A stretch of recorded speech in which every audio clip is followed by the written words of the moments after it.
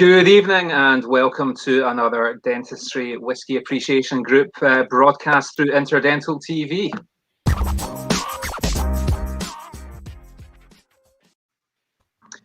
It's excellent to see you all. I have a fantastic group of people with me here tonight, and I'm going to just invite them all into the screen in one fell swoop. Here we all go. Welcome, gentlemen. How are we all? Good evening, guys. Very good. Excellent. So again, we have 5 dentists and one whiskey expert with us this evening, Vic Cameron. Vic, it's a pleasure to see you. How are you?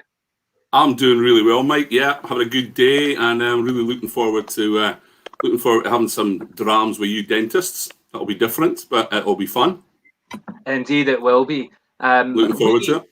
We kind of decided we would have 2 main themes for this show tonight. One being Vic is going to talk us through how to nose and taste whiskey.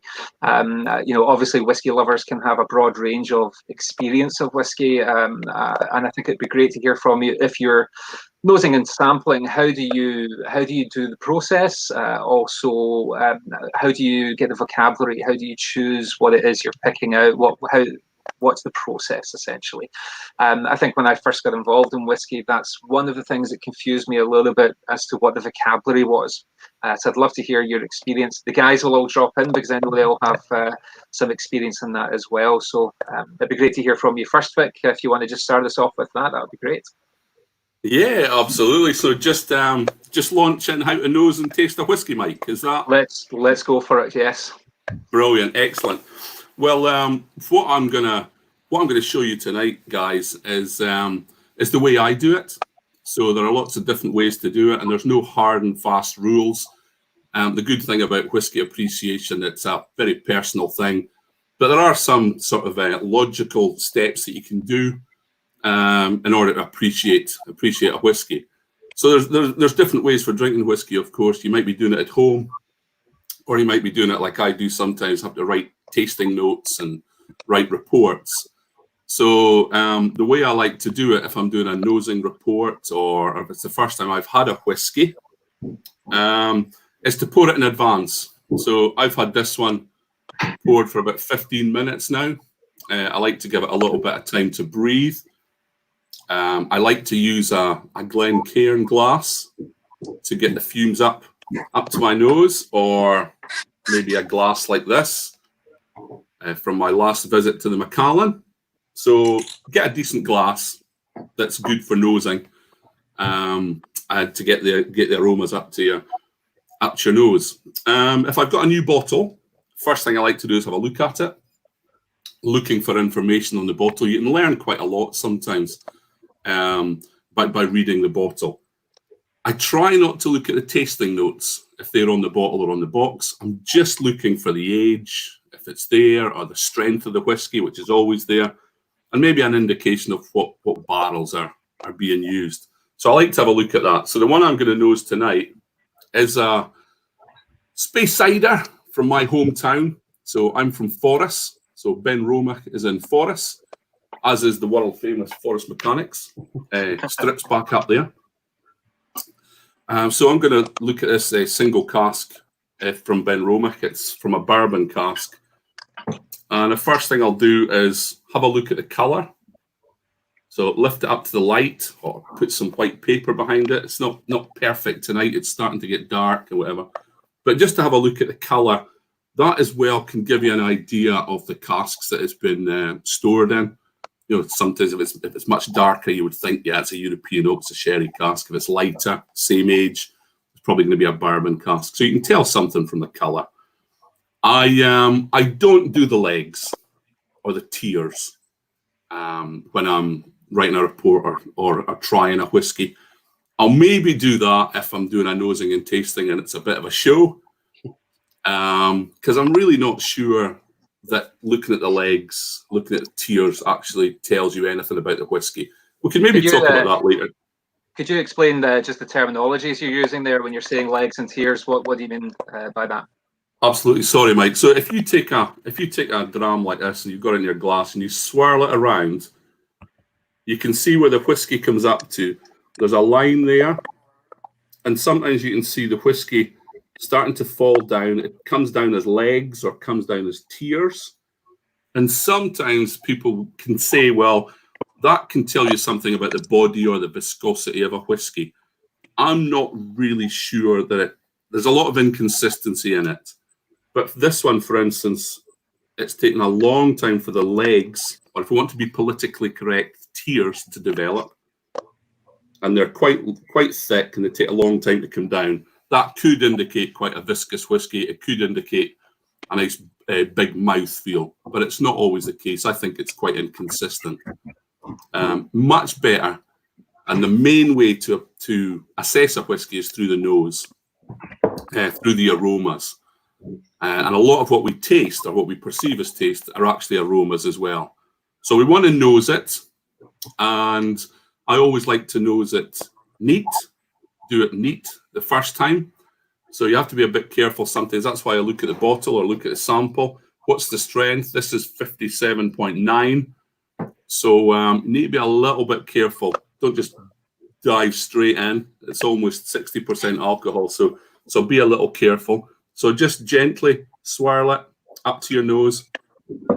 Just see if there's anything coming out of the glass.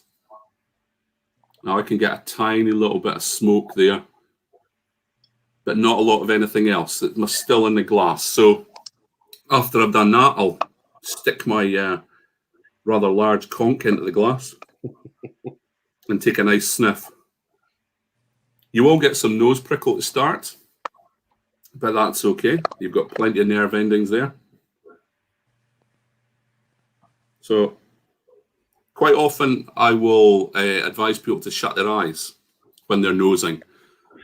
What I've noticed when I'm teaching, and I teach at the University of the Highlands and Islands, I teach at the Edinburgh Whisky Academy, quite often what I find is people can smell something, but they can't describe it. So they've got that aroma there, but haven't got the words to explain what the aroma is. So quite often if you shut your eyes, that just helps you to focus on the aroma. So shut your eyes and also leave your mouth slightly open, get that flow of air going through.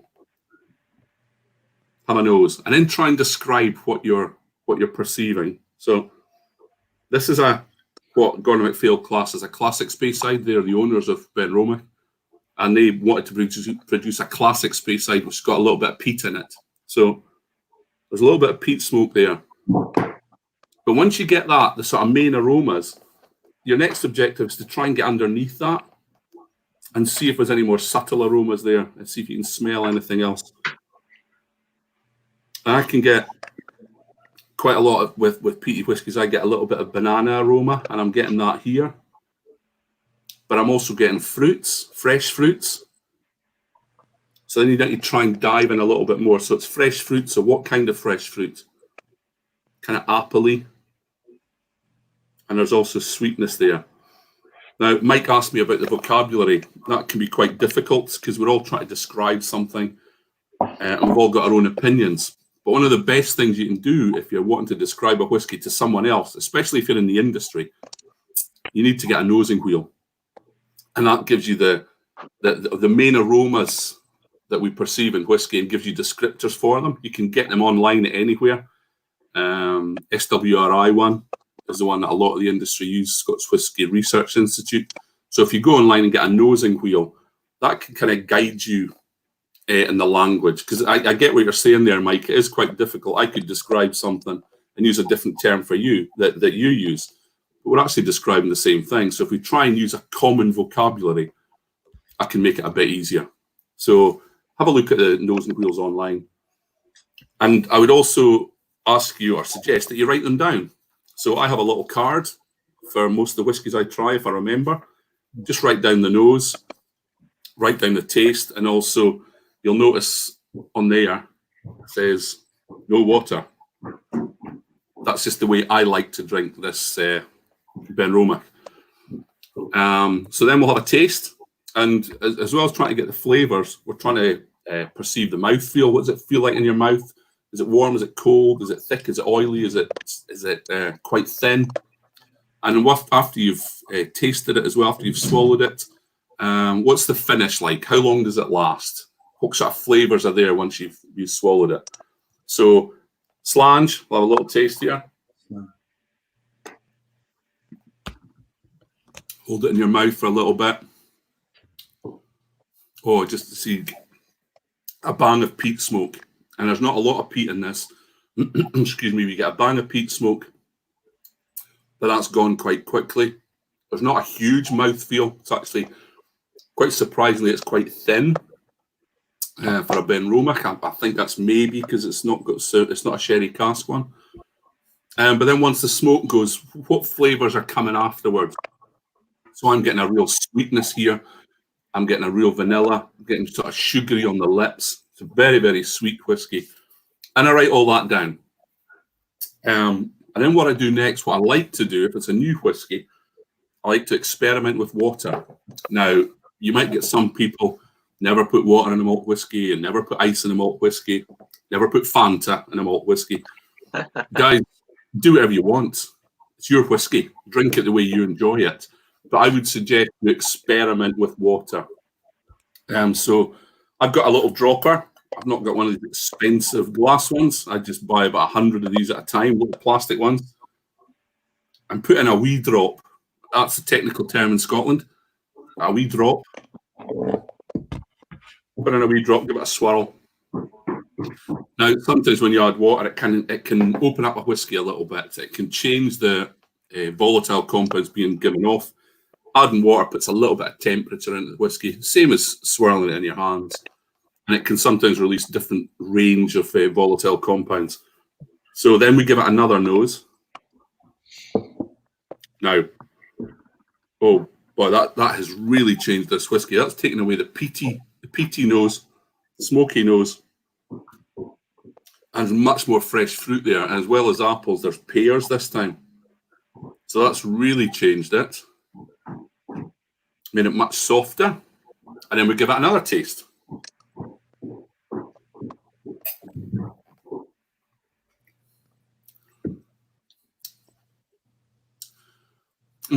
And this is really surprising because I've got on my notes no water, but actually this time I enjoyed the one with water more than the straight neat one the first time. So maybe our whiskey tastes change every now and again, but I've got much less smoke and more sweetness and more fruit as well on the palate. So I'll probably have to change my tasting notes. It's got a lovely finish, very smooth finish, and adding that water there, that's just made it a delight. So when I'm teaching the students, I suggest you look at the colour, and then nose and taste it neat, and then nose and taste it with a little bit of water, just to see how you like it. And especially with cask strength, you can maybe add a bit and add a little bit more, and just experiment with your whiskey. Drink it the way you like it. And then once you've done that, you've written your notes, you need to answer the most important question when you're tasting and assessing a new whiskey. And I know Paul's going to like this question. The question is, did I enjoy it? And am I going to drink it again? That's the most important thing about whiskey. Do you enjoy it?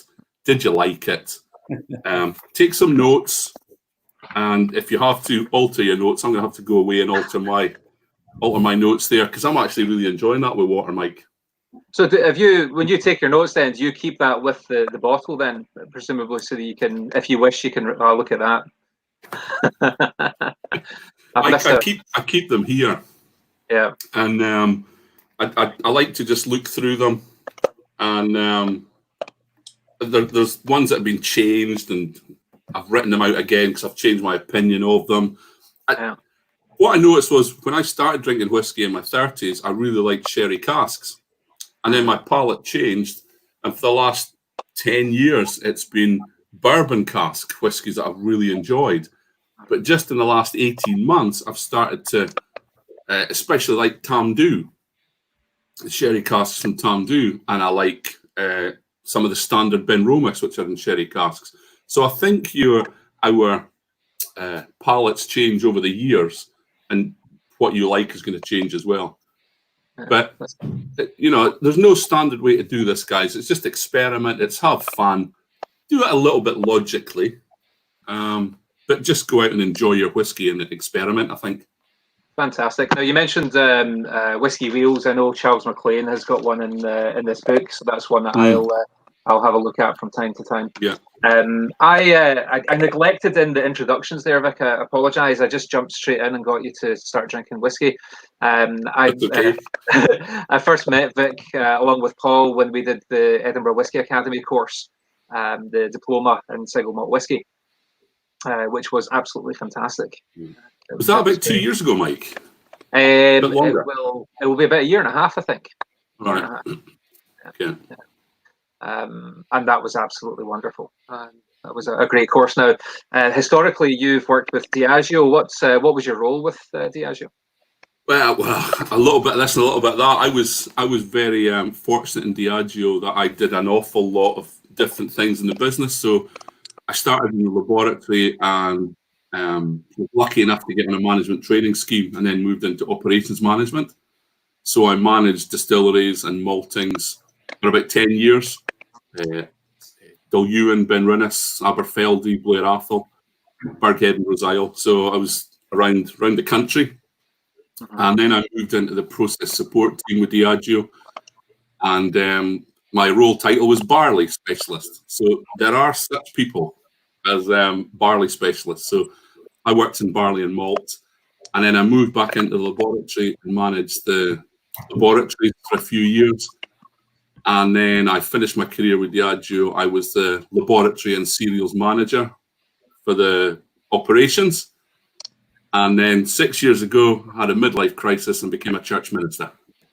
As you do, yeah. So that's what I do now. I spend half my time roughly doing the ministry and half my time having a whiskey consultancy business. So I get, I've got the best of both worlds, Mike. I'm living the dream. Fantastic. Now, as you know, we do plan on hosting some whiskey events through the Dentistry Whiskey Appreciation Group, and we are hoping that Vic will come and talk to us about whiskey rather than religion. I would think you can have a look. You can have a look. I can do both if you want, Mike. Well, enough whiskies, then yeah, we might be on board. Have a look at maxscotland.com and you'll get some information as and when that's released. So fantastic. Now, obviously, we've got a good panel of folk that's in just now. Would anybody like to ask Vic any questions, or does somebody want to tell us what they are drinking tonight?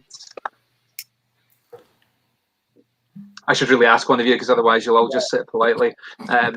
Let's start off with one of the newbies. Can we have Todd? How are you doing, Todd? Very good, thanks, Mike. Yeah. What are you drinking tonight? I'm going down through a vertical flight through Aberlour. Ah, nice. Okay. Yeah. So let's bring it up here. So I started off with the Castamà. Very good. Now, I should say I've been rubbish with my introductions as well. Todd is a dentist in Nova Scotia in Canada. After that, and I'll be moving along to the Aberlour 16. Excellent. And then into the good old Abuna. Which batch is that, Todd? Pardon me? Which batch is the Abuna? That is the 47. Ooh, yeah. And then finally, I'm going to end off on one I picked up when I was over at the distillery in October. So the 14-year-old single cask, which I'm nice, super excited to dig into. Perfect. What we'll do, Todd, if you want to take us off with one of those whiskies first of all, and we'll probably move around the group. So which one are you going to share with us first? Well, I already finished my Castamà, so I'll start with that one. Well, I've just poured the same, so I'll join you. Wonderful. Maybe I'll just take a little pinch more then.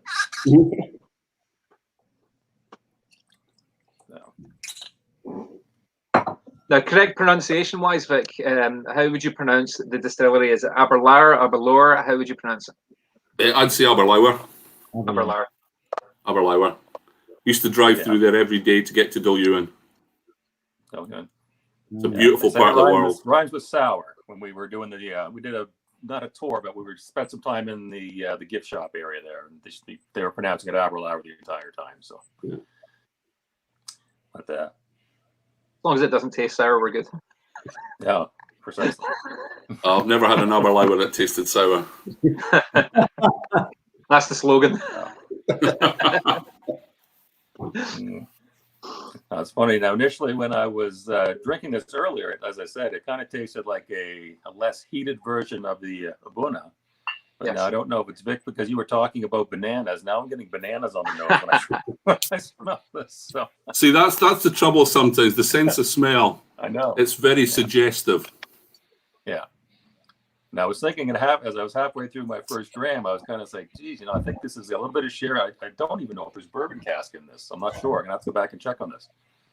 But it almost smells like I'm getting a bit of a bourbon, like a little bit of influence of some vanilla. But I'm absolutely getting some bananas on the nose now. So thanks for that. You're welcome.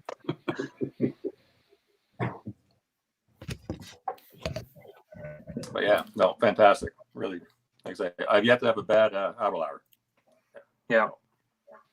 And how on the palate then? What are you getting there when you're drinking it?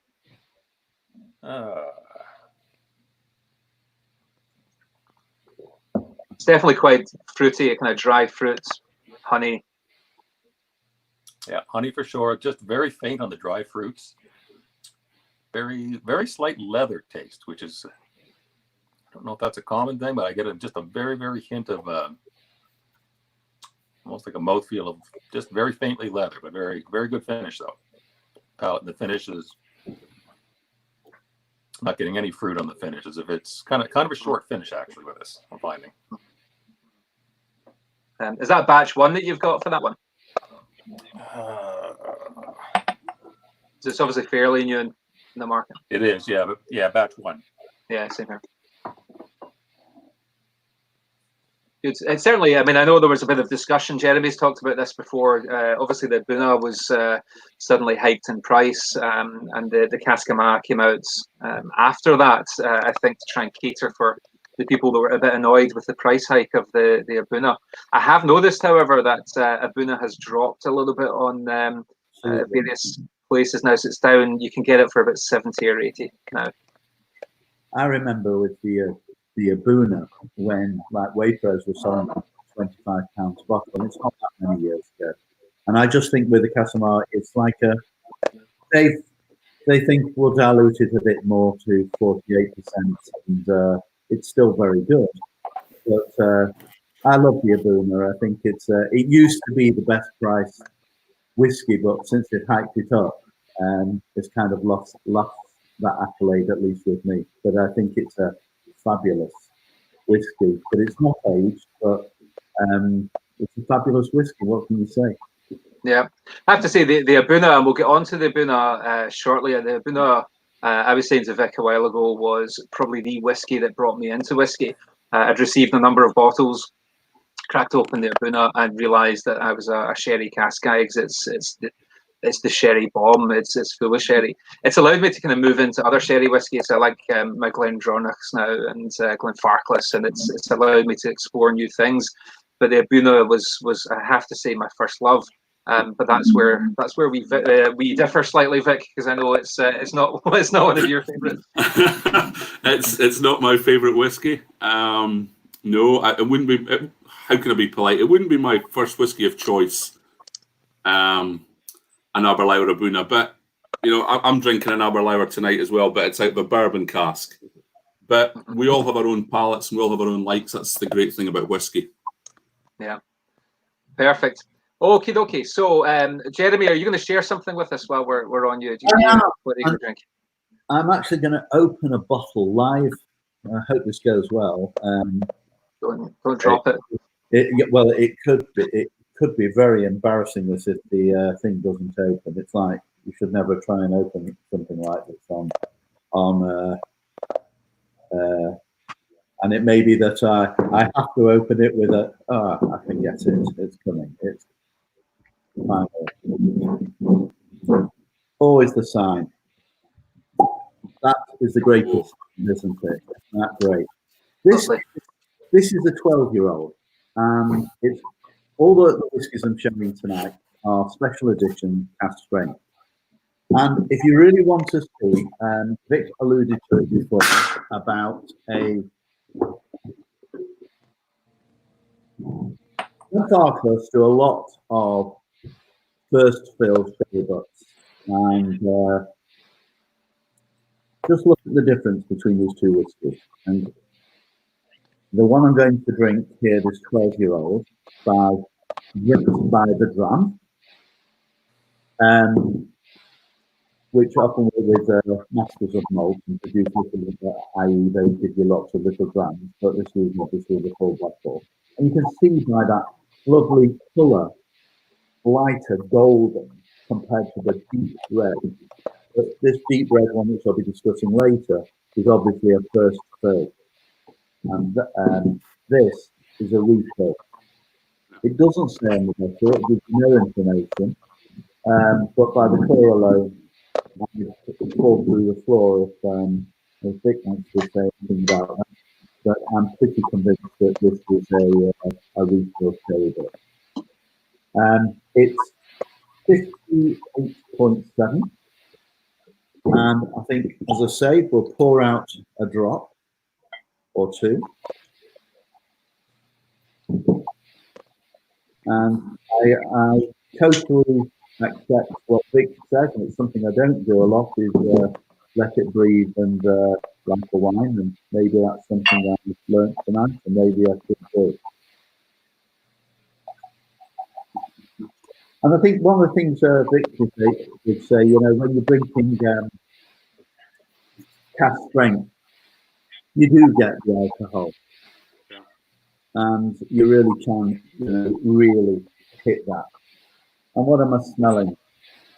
Well, obviously with its sherry, and it goes, I think they get them from, all the sherry casks come to Glenfarclas from San Miguel Martin. And you get more, which is not surprising because it is a refilled book. You're getting more of the wood smell, because sometimes I find, and I don't know what Vic would say about this, sometimes with first fills, it's that richness that you get overpowered by the sherry, whereas when it's a refill, you start tasting more of the whiskey itself. And I mean, so I am getting obviously the sweet overtones of like plums or damsons or whatever, but with the nose, I'm here also getting some of the wood, maybe even slightly carb type of aroma coming through.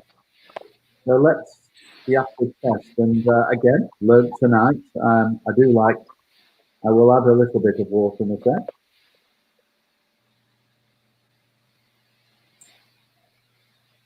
Like with any cask strength malt, you get the power of the alcohol, and that's the first thing that hits you. And then, how would I describe it? Multiple fruits, like a powered fruit salad. Somebody mentioned bananas.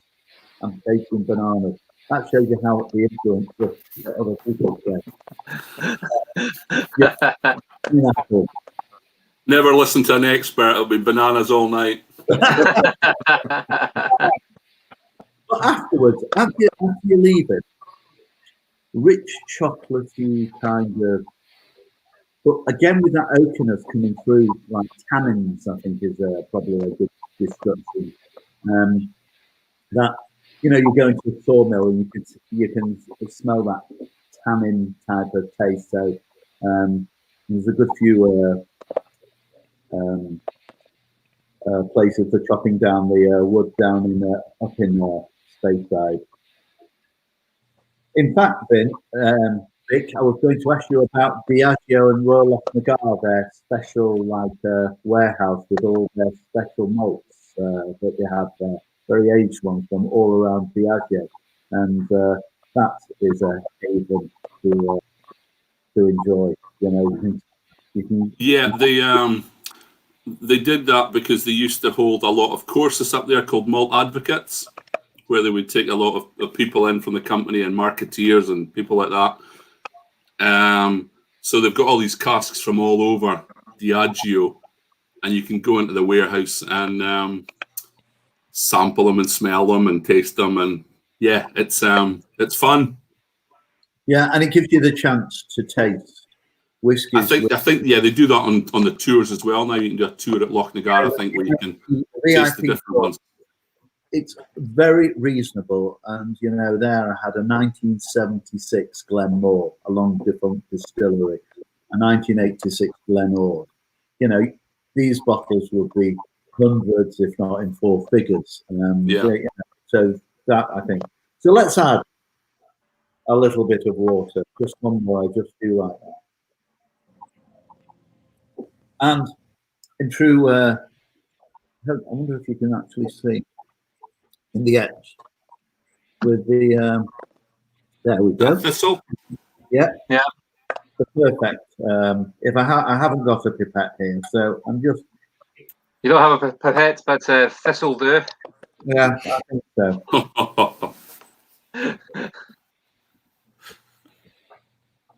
And I must say that adding the water, you're getting so much more of the fruit coming out. It really is. It's like it really is exploding.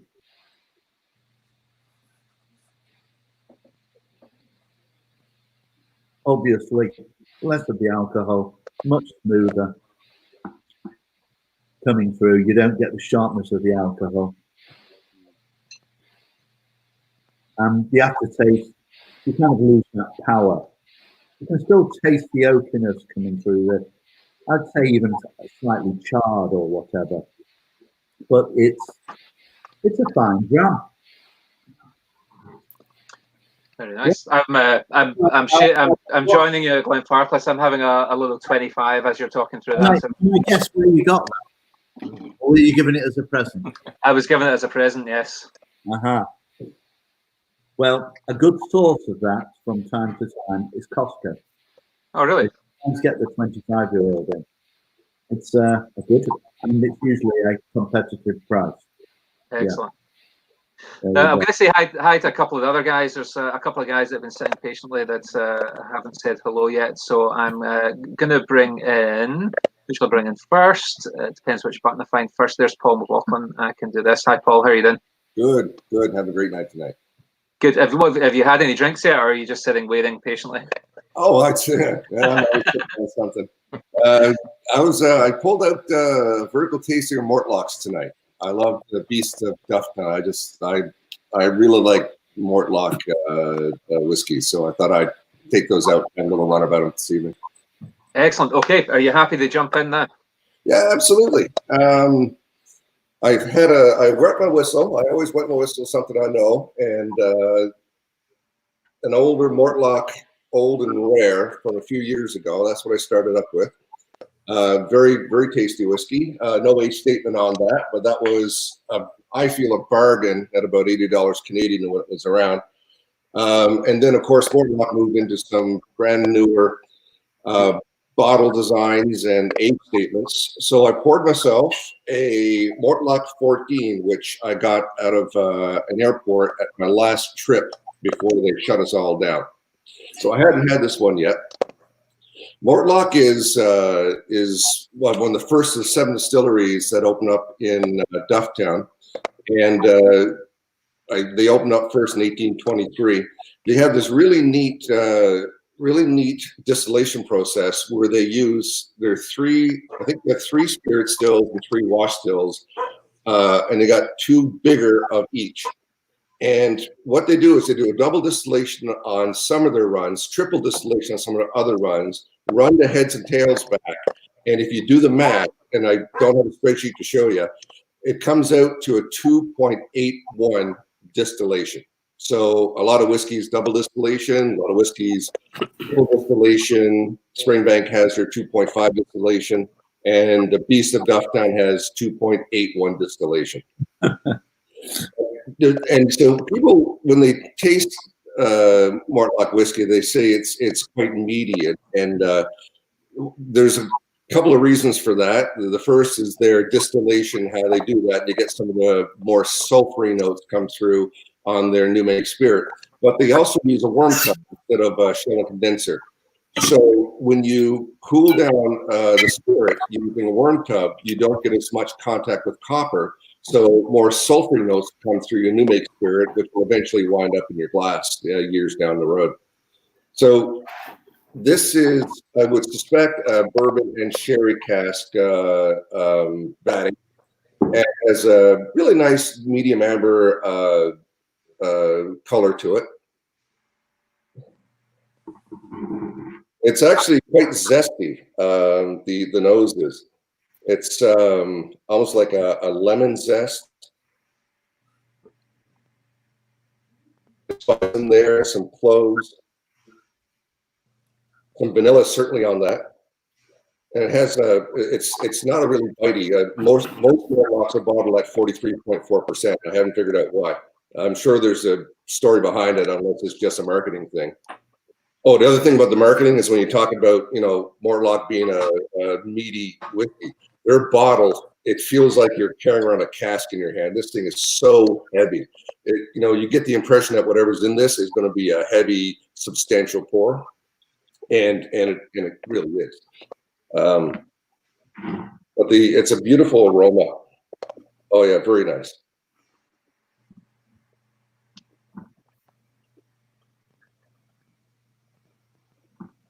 A lot of spice on that. There's still a little lemon, certainly a little bit of apple and pear on the palate. It's got a really nice mouthfeel to it. At 43% alcohol, it still feels, again, a substantial mouth coat, and not just, you know, on the front. It's all over the tongue. It really hangs it for a little bit. Certainly more clove. A little bit of red fruit in there, almost like a tart raspberry, like a raspberry cake. And the finish is very well balanced. There's some oak there, like a polished oak, and that is sitting really well. And the finish is conveying that all the way back. There's not a lot of salinity to it. Certainly not what you call a salty whiskey for sure. And it still lingers. That is definitely a Mortlock, and definitely lives up to his reputation. And what I will say is, I agree with Vic when it comes to looking at when I do notes, I will put legs down, or tiers down, or curtains, I would call them as well. And the problem with you know, Vic's right. I mean, if you can sometimes tell there's going to be a lot of esters in there, alcohol content, a certain number of different things will add to what the glass coated on whiskey. But ultimately, you can have one of the most viscous whiskeys in the world on in your glass, and it'll fall right to the bottom.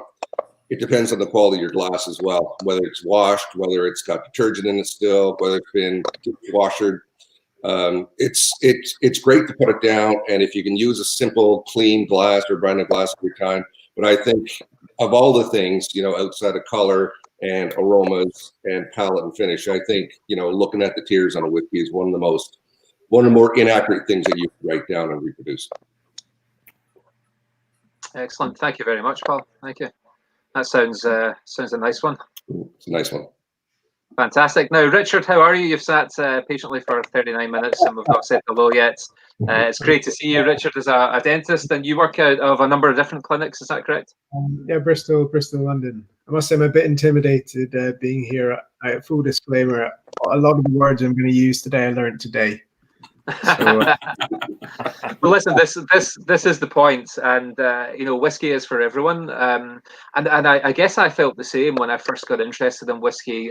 You know, I turned up with Paul on the diploma course with Vic, and I thought this will be a nice jolly. We'll have fun in this course. And after about 45 minutes, I suddenly thought, you know, I should have the pointed hat on in class, and I'm getting ready to flunk. So I pulled an all-nighter and managed to pass my diploma.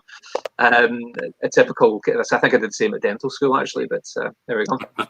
But I'm still, I don't consider myself an expert by any means, and this is about sharing and discussing. So as you go through what you're going to taste, certainly ask Vic, Jeremy, Paul, Todd, myself to join in, ask questions. For sure. Yeah. Perfect. So yeah, I mean, I suppose my dram tonight might be a little bit controversial. My first is a single malt, but it's English, founded by a New Yorker, and it was bottled at 3 years and 1 day. It's English. It's English. Did you see how to turn them off? Hold on. No, listen, an English whiskey is most welcome. On you go. So the Cotswolds Reserve. This was the first bottling of 2018, and I actually came across it by accident. As you can see behind me, most of my collection is gin. And my favorite gin, or one of my favorite gins, is actually a Japanese gin, Kanobi, from Kyoto. And their head distiller used to be the head distiller of Cotswolds to make their Cotswold dry gin. So I actually ran into the owner of the distillery in a shop in Bristol, and he invited us down for a tour. And it turns out that their award-winning gin, they just do as a side project while they were waiting for the whiskey to, which turns out, I think, to be quite a common thing. So when we were there 2 years after it opened. So their whiskey, they didn't actually have whiskey yet, but we got to try the neutral grain spirit, which was actually delicious. I wish you could actually just buy that on its own. And I managed to get a bottle of this when it came out. So here's my my technical knowledge. I think it looks like apple juice in terms of color. I don't know if that's a technical term to describe the color of it. It's aged, and I was looking at this today, and maybe you can help me out. Apparently, the way it's aged is a little bit controversial. It's in reshaped and toasted ex-American red wine casks. Apparently, that's a controversial way of getting flavor in quickly. Am I right? Okay. I don't know. Paul would be your man to ask. Let's ask Paul. Here's. So it was it in a shaved and recharged cask? Is that correct? Shaved and recharged. Is it SAT style or something? Shaved, STR, I believe, isn't it? Shaved, toasted, and recharged. Yeah, STR is a common term to use, or an acronym to use for it, where they will shave the last working layer off of a barrel, and they will toast it or re-char it depending on what the process is and how much char factor they want. It's a way to rejuvenate a cask in simple terms. Depending on how much you shave will depend on how much of the previous product will influence the new spirit that's going in. Perfect. So yeah, I mean, I don't know. I mean, for me, if it's 3 years and it's already pretty dark, I don't know how common that is. I don't know if that's if this is a normal color for something at 3 years in a day. But it looks like a lot of other things I've seen on shelves. In terms of, I get a lot of fruit from it, dried fruit probably. But I'd say maybe it's a lighter on the nose if I compare it to sort of the next thing. This is a completely different sort of kettle of fish, so to speak. It's much richer. This, I think, I would describe it as light on the nose with a lot of dried fruit.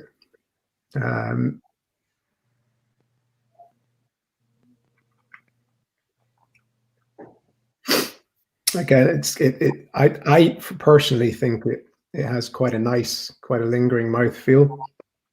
It's 60.9%, but it's not massively harsh. And I did add a bit of pepper at the end, and that stays with me for quite a while. That's sort of my my technical knowledge of this up to this point. I would be really interested to see how this sort of progresses as they start to sort of bottle it at 10, 12 and 16 years, etc. I mean, can you tell from early on how it will age, or could it be that it's peaked at 3 years and then after that it's useless? It really depends what kind of cask it's in and the initial spirits. It's very hard to tell. Very hard to tell.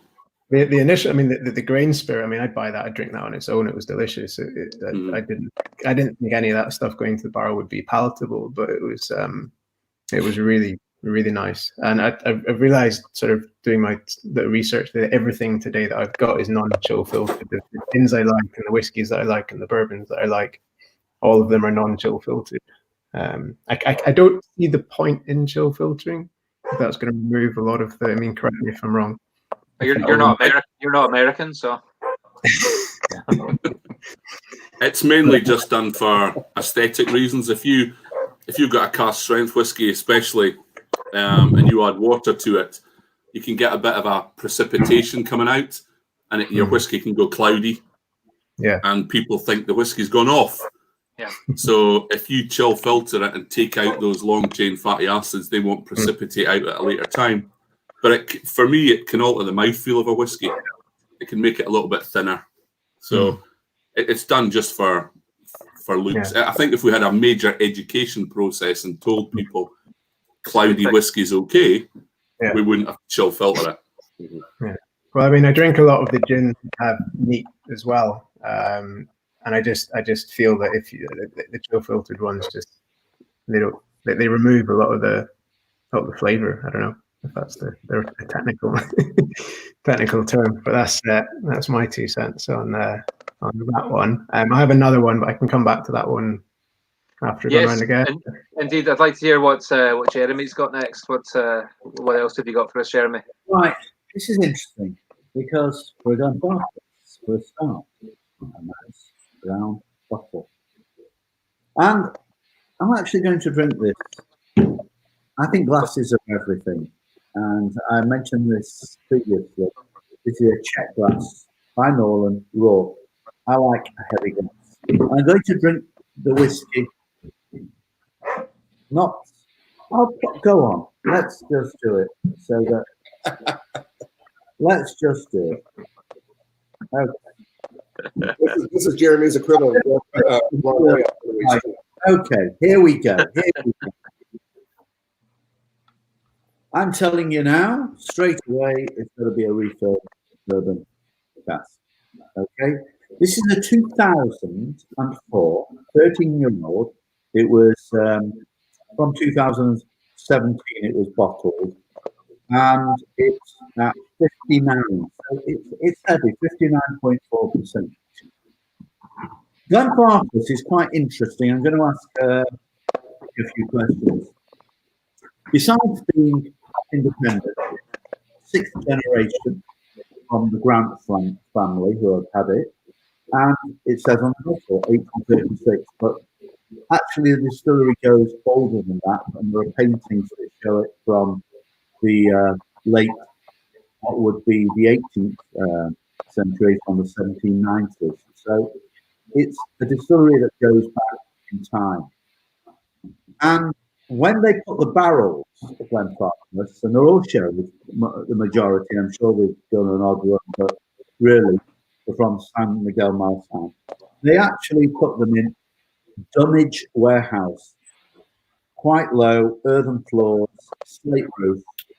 They don't send them out to these warehouses all over the show, and they say that it makes a difference, the nuances to the flavour of the malt. And I'm going to go over to you, Vic, for your opinion about how warehouses affect the flavour.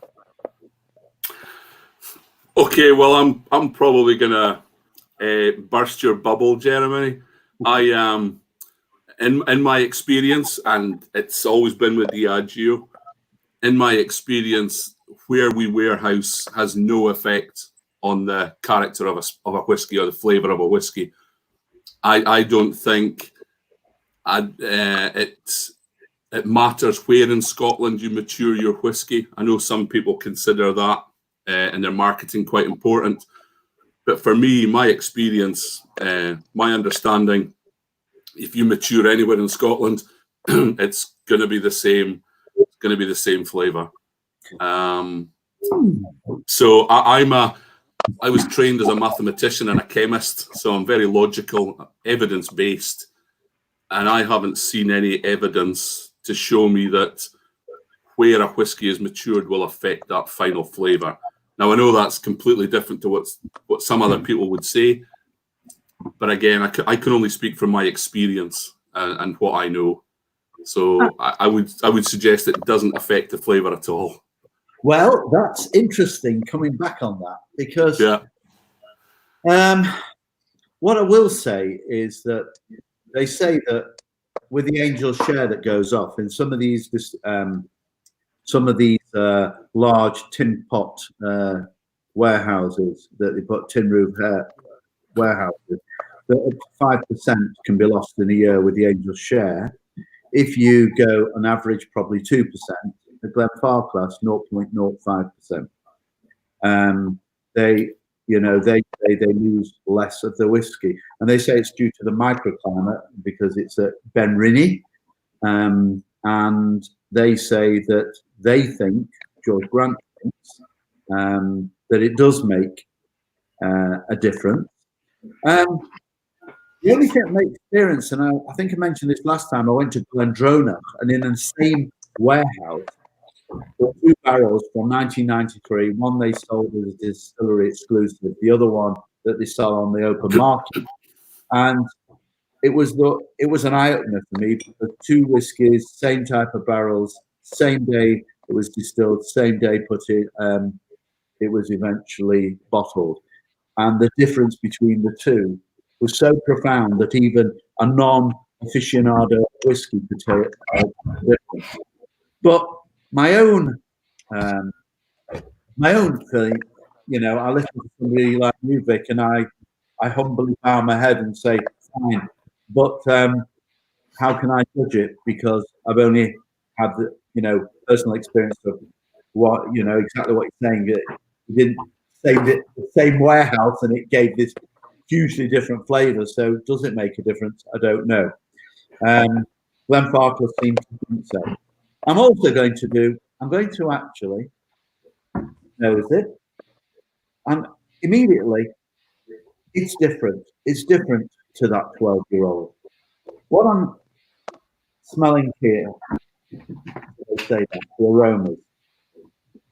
I'm smelling orangey,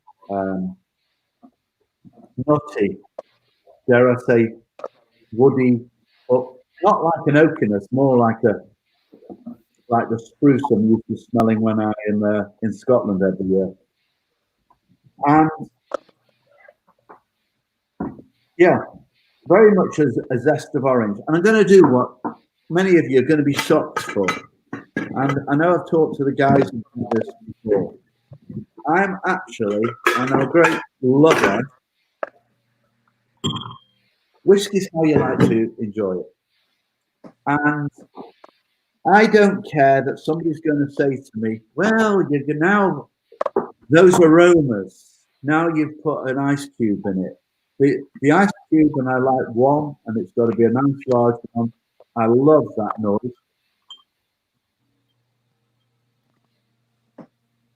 And it releases flavours, and I don't think it makes a hell of a difference in the aromas that are coming out. In fact, if I put a little bit more, maybe we can see that non-chill filter, and let's just see if we can get a bit of cloudiness for it too. Not much.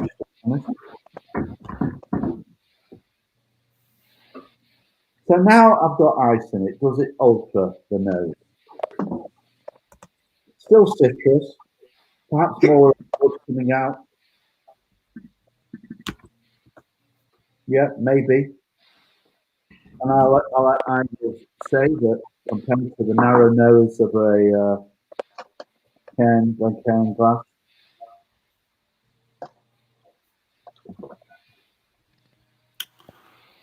And that orange you can taste, citrusy. I think there's a hint of wood. And obviously it's powerful. So I think whenever you drink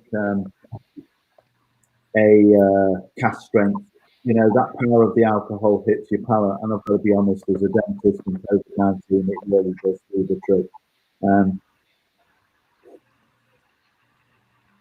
I was also going to ask Paul, when you mentioned clothes, were you not thinking of sedative or, or the clothes of well, you're old enough to remember Sedanol or Calcium or Alzanol, as we called it, as when we were growing up. I call this a very sophisticated whiskey because you really are getting that fruity orange. But unlike that one, the sherried cask, you know, completely different. And I definitely think it's a refill cask again. And maybe when they're having bottlings. And this was actually made for the German market, I believe. And the only reason I say it is made for the German market, I don't read German, is that it's full. We're going to have here full of German, and somebody may be able to read it to me one day. But it's made for the German market. And it really does hit me. And after the alcohol leaves you, you get that citrus flavour. And then those tannins flood in again. And except much more with this whiskey, I'm getting real nuts, almonds, something like that, lingering on the palate. And I've got to say, and I'm interested with it, giving his opinion on this. Your whiskey, I don't think the evaporation hugely is different when you put in a tube. Obviously, with a cask strength malt, it will melt, so you'll get some water out of it. And I think with a cask strength to release the flavours. And when you put it in your palate, it warms up anyway. And I've got to be honest, and I mean, I will happily drink it at room, as everyone says you should.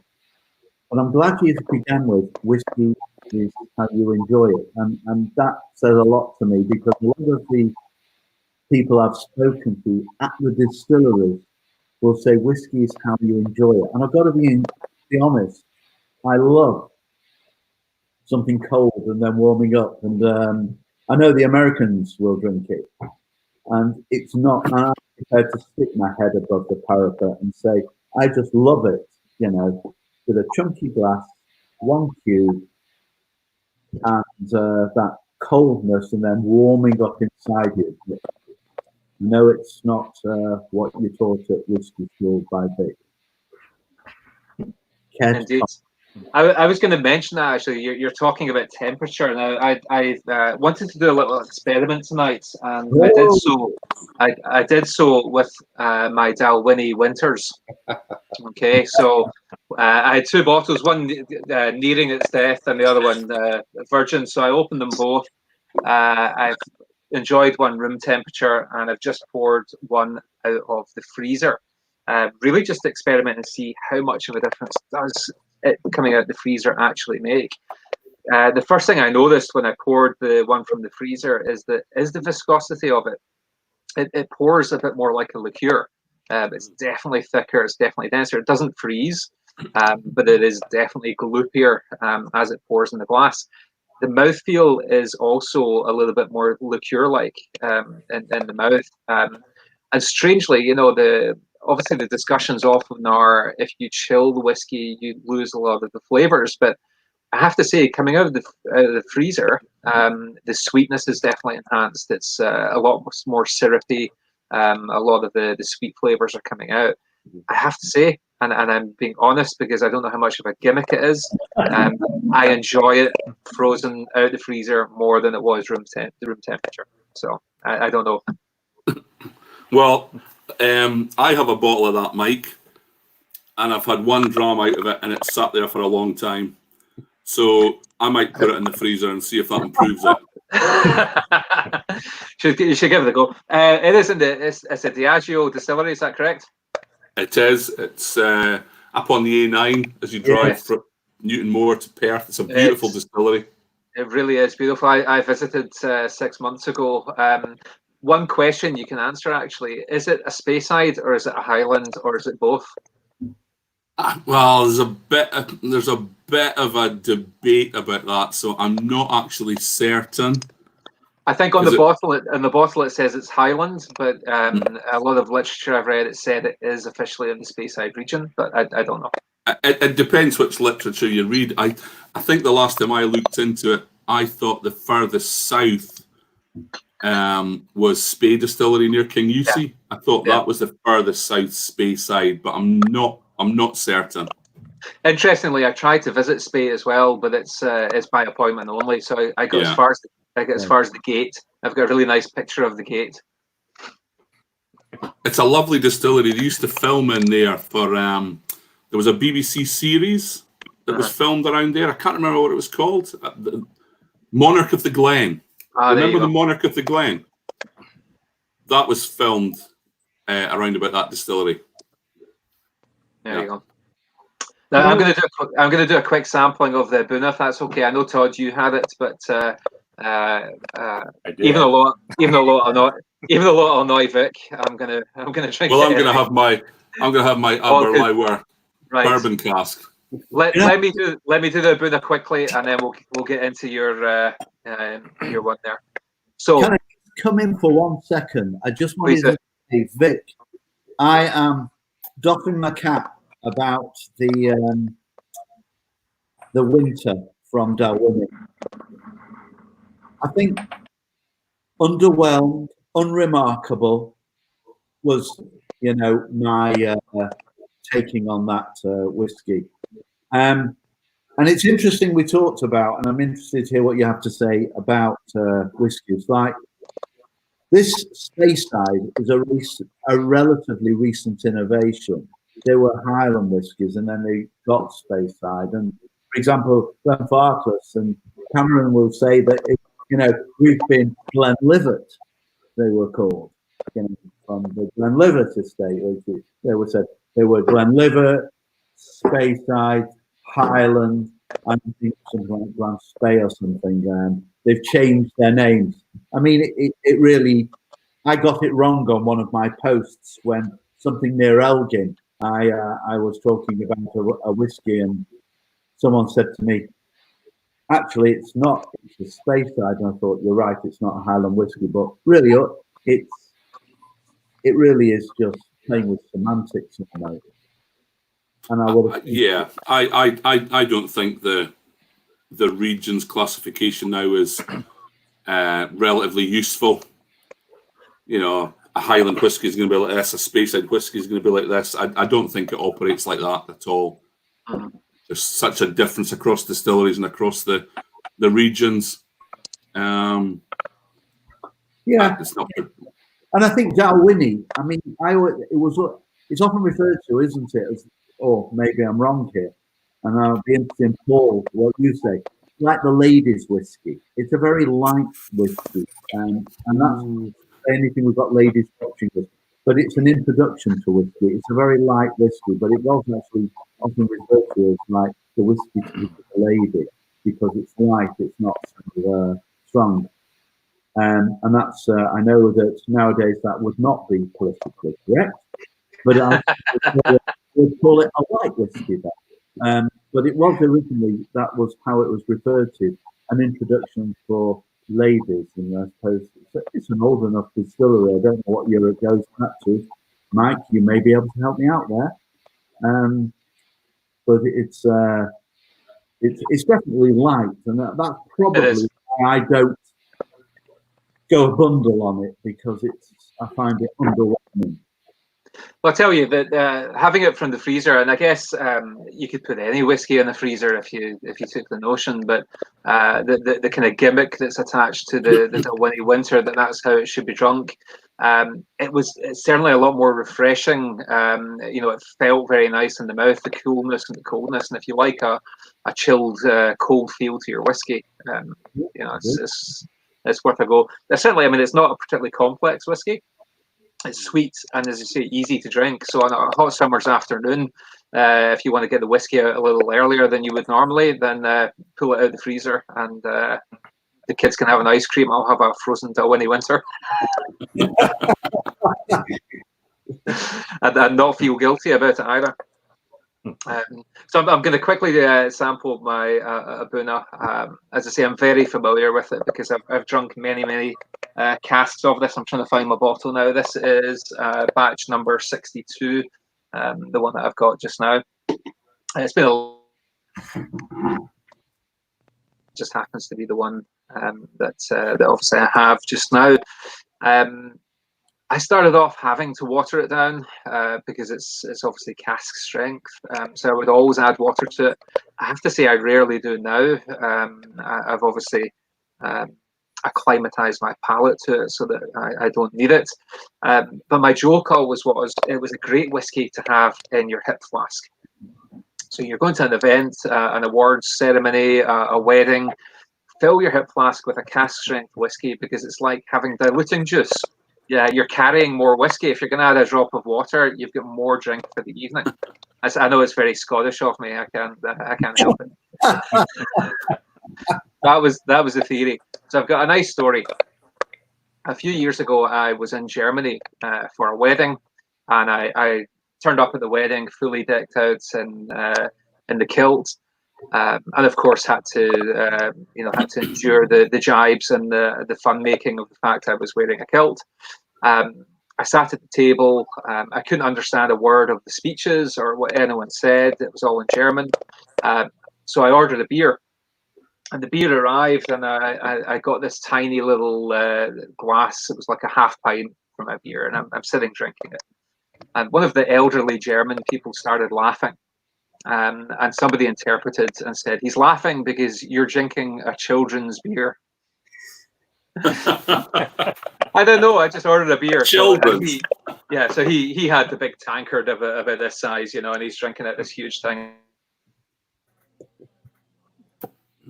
So passed, and I remembered I've got my Abuna in my hip flask, so I poured myself a small measure, a bit of water, and I'm drinking my Abuna.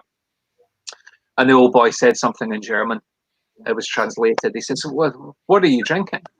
And I said, "It's a whiskey. Would you like one?" "Oh, yeah, bitte." So I poured him an Abuna, no water. Handed it over. He drunk. And I said, "Yes, this is a children's whiskey." Good one.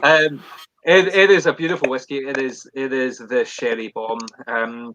It's Christmas in a glass. It's raisins. It's fruity, and it's sherry. A little bit of peach on the nose, but and certainly a little bit. I say a bit of citrus, kind of apples and pears as well.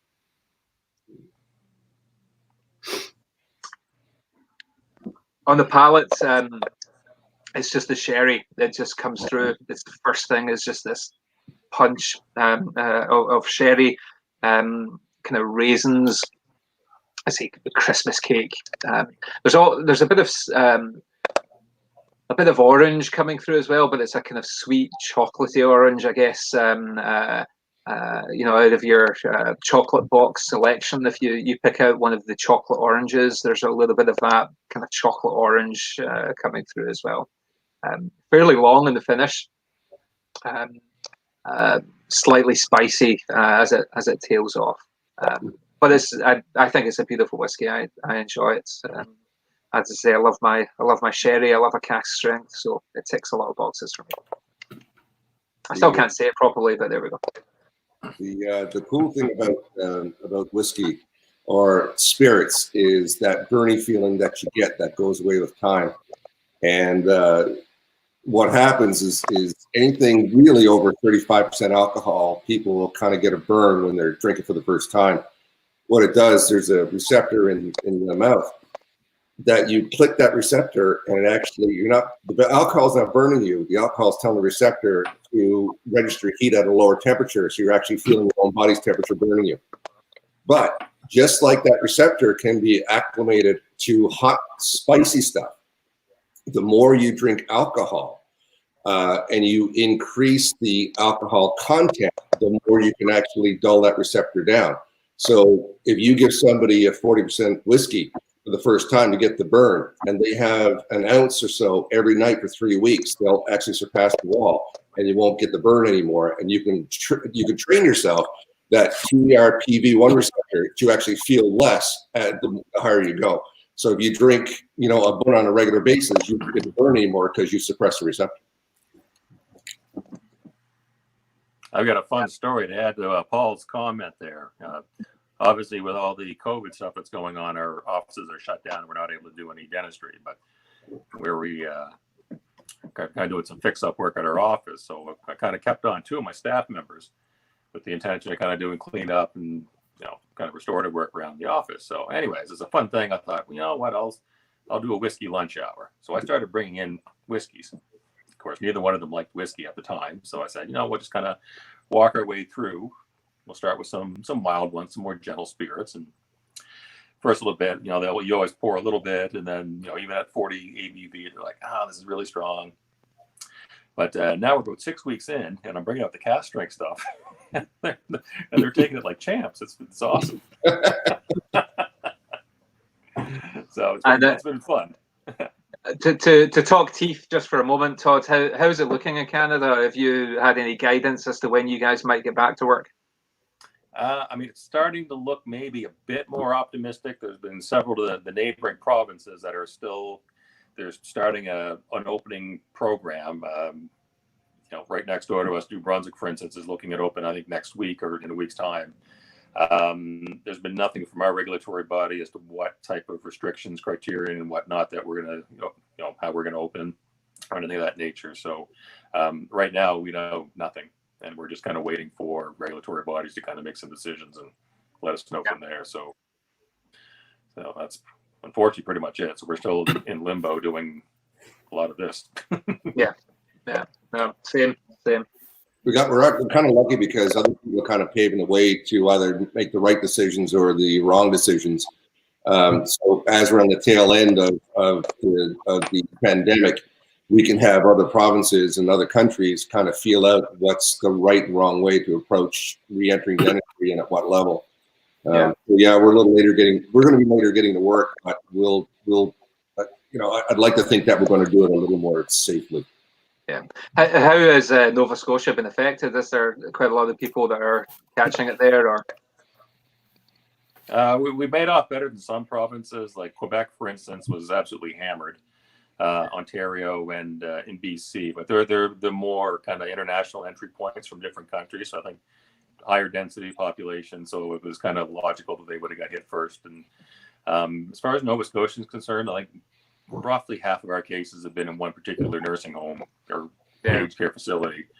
So that's where most of our numbers are from. So from the most part, once you get out in the rural areas, it really dissipates very quickly. So that's the sad lesson I think we seem to be learning from this is one of the first actions was closing down schools, but actually it should have been isolating nursing homes. Yeah, well, absolutely. And like I said, all it took was one infected worker, and then suddenly an entire wing is affected at a nursing home, and they're the ones that are least likely or least able to kind of cope with it. So it's been kind of sad and unfortunate, but yeah. Okay, we'll move back to whiskey very swiftly. Vic, do you have something else that you're going to be sampling for us tonight? Yeah, what I saw what you guys were going to be drinking tonight, so I've kind of come along with the same, but gone for different cask types. So I've been enjoying a Mortlach in a bourbon cask from the Scotch Malt Whisky Society, but what I've got now is an Aberlour, which is in a bourbon cask.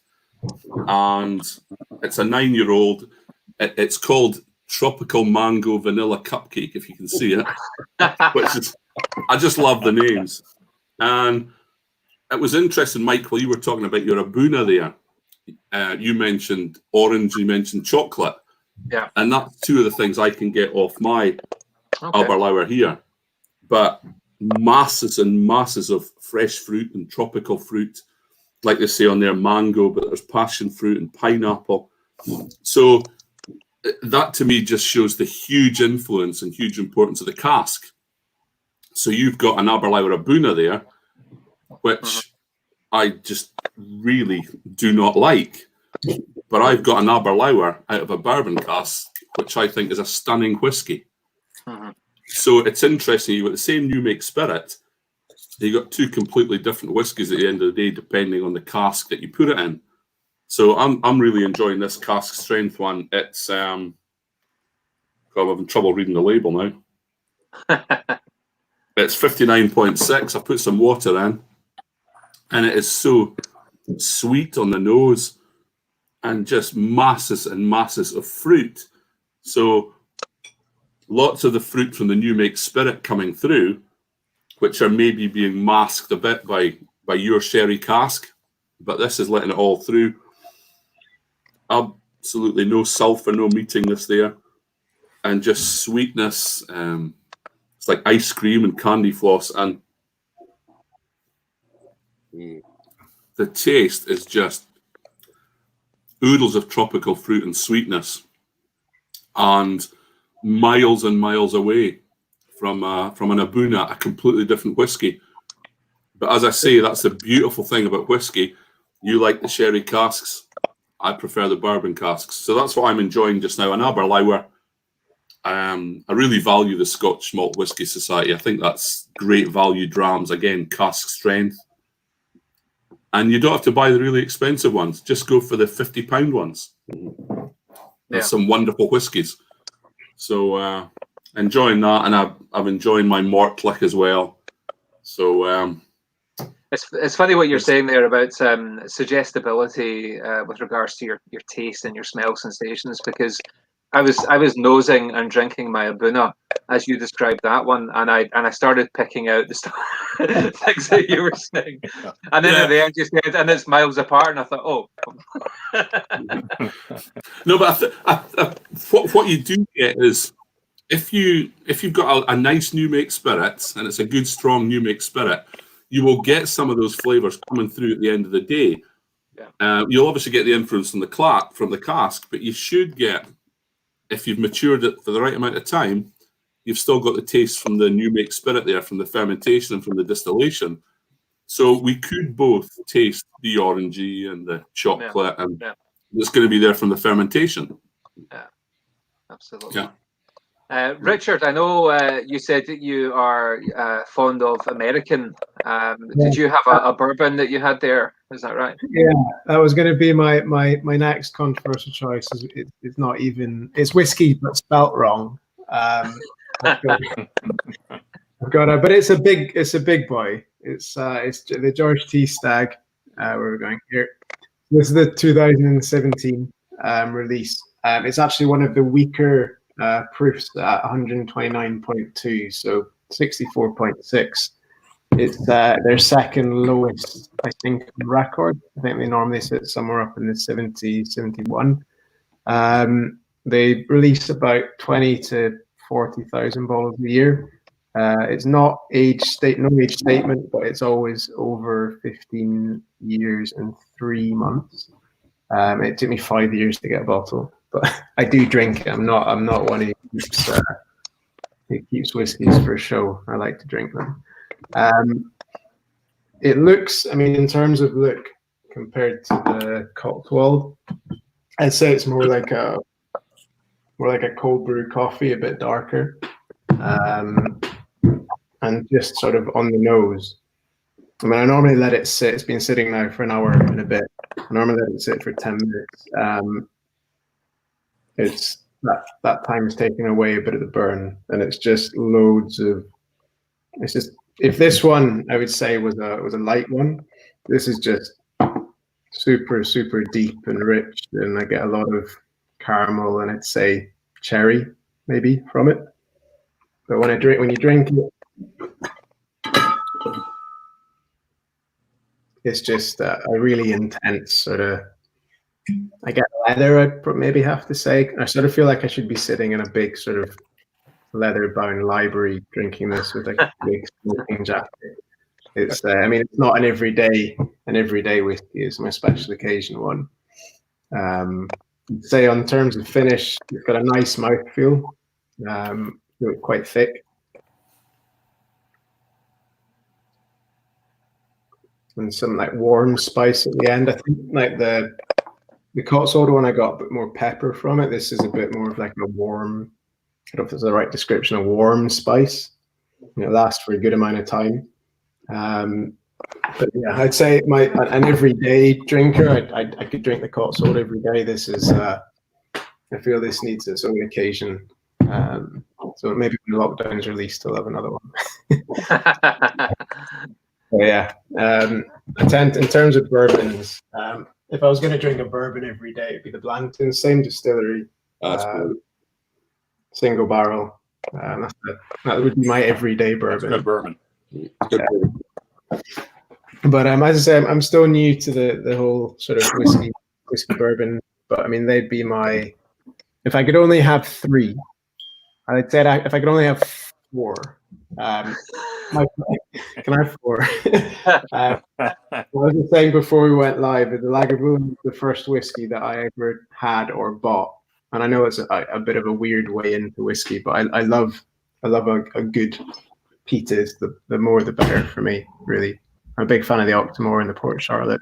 There you go. I can only have four. The Cotswold, the Lagavulin, the Blantons for the everyday ones, and then the special occasion, the birthday of the George T. Stag. I'd probably go for not the 2017. It's not the best one I've had, but it was the only one I could get my hands on at the time. Excellent. Very good. Very good. Slangevar, enjoy. It sounds delicious. I have to say, I've not drunk a huge amount of bourbon. That's something I've been into. Jeremy, have you got anything else for us there? What are you? Yeah, I'm going to tell you. This is the moment. I've been here a few years now, and this is number one. This is my favourite whiskey ever. And I do like my bourbons, and I wanted to show this off. Maybe we'll share that later for Vic, a 13-year-old Aberlour, which, if you look at it, is done in a bourbon cask. And I liked that. As you can see, most of the bottle's gone. But I'm going to talk about this one. This is a 10-year-old. It's a whiskey which is only available at the distillery. They only had 656 bottles, and I have bottle number 99 from 376. Why is this whiskey different from all other whiskies that I would normally drink? Well, let me tell you, this was bottled at over 67% into the barrel. Normally, when Vic will tell you, I'm sure, that they would dilute whiskey down to 63.5% before putting in a barrel. This was put straight in the barrel after it was distilled at 67% into a first fill, and you can see that rich, deep colour. And after 10 years, it's gone down to 64.1. You don't taste many whiskies above 60 odd. And I like power. I like it in my cars. And this is fuel injected turbocharged at 64%. And if you're wondering what car I like, and I was saying to the guys before, I always say, what if you can compare whiskies to cars?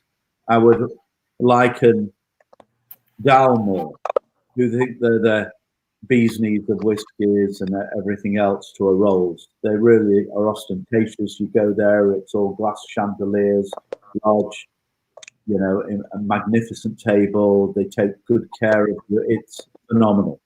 And then if I said to somebody, what else? I would say McLaughlin, class, the Bentley.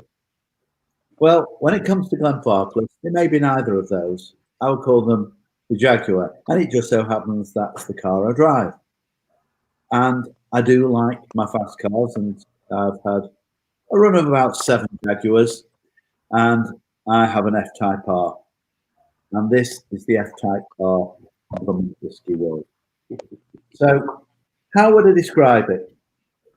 When you smell it, and we're going to get, don't worry, I've got the glass ready and I've got an ice cube. I would say that it is peachy, really peachy, perhaps with citrus, with orange, perhaps even lime. And so let's just taste it. And when I taste it, if I knock my head back, wow. I don't care what they say. This hits you like, wow. It really just goes, it's like something like a hammer on your head. The alcohol difference is really incredible. And I find that amazing because it's only 64, you know, and I've been tasting 59 and 58, but this really is different. And when you get it, what flavors? I would say something like an orange marmalade. And I have to describe it as Christmas cake. That's how I would describe it. Fruity, really rich, with some like blackberry hitting you. When you actually run it on that palate, my goodness me, the alcohol like hits you like a brick wall. And that flavour just goes on and on. What are you left with? You wait a good while. I would say like some woodiness, some caramels, or whatever. And you know, I make no embarrassed. You know, I'm not embarrassed to just go like this. Then add the cube.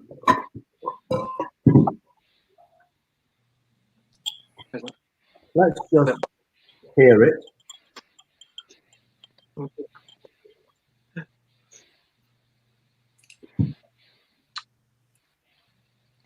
Then I tell you, it's like being at Christmas party. That's the only way I can describe it. It's Christmas cake, and with turbochargers. And you know, I've kept this bottle for a little while. I've given it to 1 or 2 trusted friends. Trusted friends. In fact, he'll be a great person to get on this panel. He's a medic, dare I say.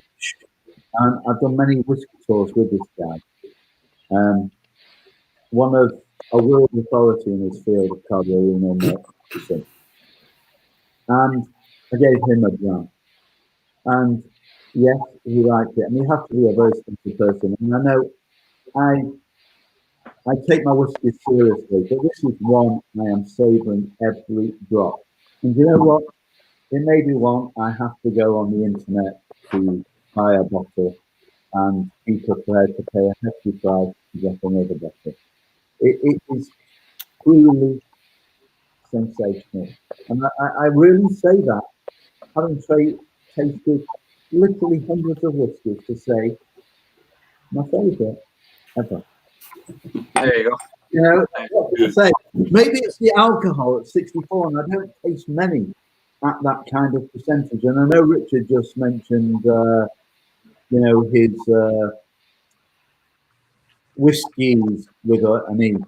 But this is just, you know, I have to tell you, Richard, I taste whiskies from all around the world.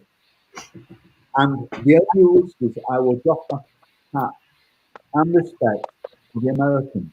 They don't pretend to be a whiskey with a liner. They're not the Cavalans. And I'm sorry, your Hakushis, your Kamajachis, your whatever, your Hibikis. I know they all have a place. But to me, I have to say, your English whiskey, stuff it. I have to, here in Manchester, I have to bow down to Mike, to Vic, to the Scots. There's nothing to match them. Thank you. Damn, yeah. I am Scottish. Right. Richard's actually, he is Scottish. Yeah. People, you know, even, let's say, the nearest thing I can say to a Scotch whiskey is their cousins, the Penderens of Wales. They're good. And I love the American whiskey. And I'll even say, I've got a lot of Irish friends, and I love Irish whiskeys. But again, they're completely different. You don't pretend to be a Scottish whiskey. Well, we're kind of neglecting our Canadian friends here now. I would love to have a Canadian. Todd, go for it. Yeah. And Canadian whiskies. As far as the best Canadian whiskey, the best one I've had to date would be the Weiser's 23-year-old cask strength. Ooh. Yeah. Would be. Oh, you should see his stained glass window. I don't know if you can get it in the shot. I can't remember if we did that last time or not, but This was. I picked this up at the Nova Scotia Festival of Whiskey. I had to buy 2 bottles. It was so good. It was incredible. However, I do have a bottle of the Lot 40 cask strength that's supposed to be exceptionally well done as well, and I have yet to try that. But I do have a bottle of it on my shelf. But I'm trying to minimize how many open bottles I have because it's only me drinking right now. So. Well, you just wait until they lift the restrictions, pal. I'll be down in a heartbeat. You're on. Have you got anything else that you're sampling tonight, Paul? You know what? You guys are talking about the Abelard, so I went and poured myself a little taste of that to remind myself how really good it was. And Which one's that you got? Oh, that was the Abelard Back 46. Ah, nice. Okay. I like the late 40s batches of Abelard have been my favorite into the 50s. Just something about that range that it's really good. Before you move on, what do you think changed when the batches got further on? Because that's a common theme. If you look on the forums and discussions, people do talk about those batches being particularly good. What do you think changed? You know, I really don't know. I know that that it's not single cask. I don't think it's single cask. Isn't it like no, it is single cask. Yeah, I don't really know. It's a good question. It could be the cask that they had to choose from. It could be a bunch of things. I really don't know. It could be the palate of the person picking the cask for release. I have really no idea. Maybe Vic can say something about that. To be honest, I'm not the best person to ask about Aberlour Abuna. Because that one's bad. I don't like that one either. No, I have a little story about that, Mike.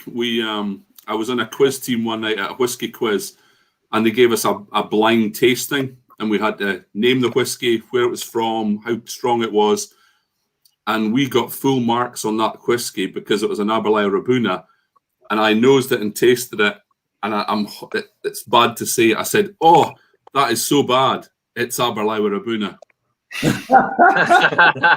and we got full marks in the quiz. So, but I do like Aberlour. Actually, much to my shame, I was at a quiz recently, and it was quite a respectable establishment where you had to name the wine.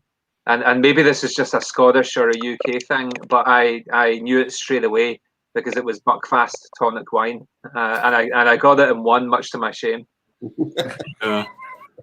No, so I'm really not sure about, if you're saying you think the higher number of Abunas are not as good a quality as the high 40s. Really not sure, but like you say, Paul, it's who picks the casks, what cask selection have they got? Mm-hmm. Are they running out of stock? It's all a judgment call.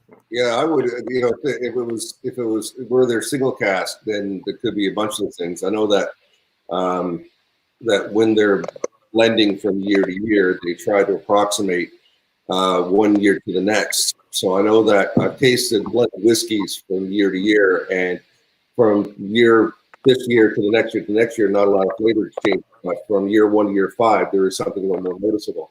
So I know that when you talk about a standard release over time, they really try to keep the same character, but they don't always. Well, they approximate it, of course, but they don't always hit it on the head.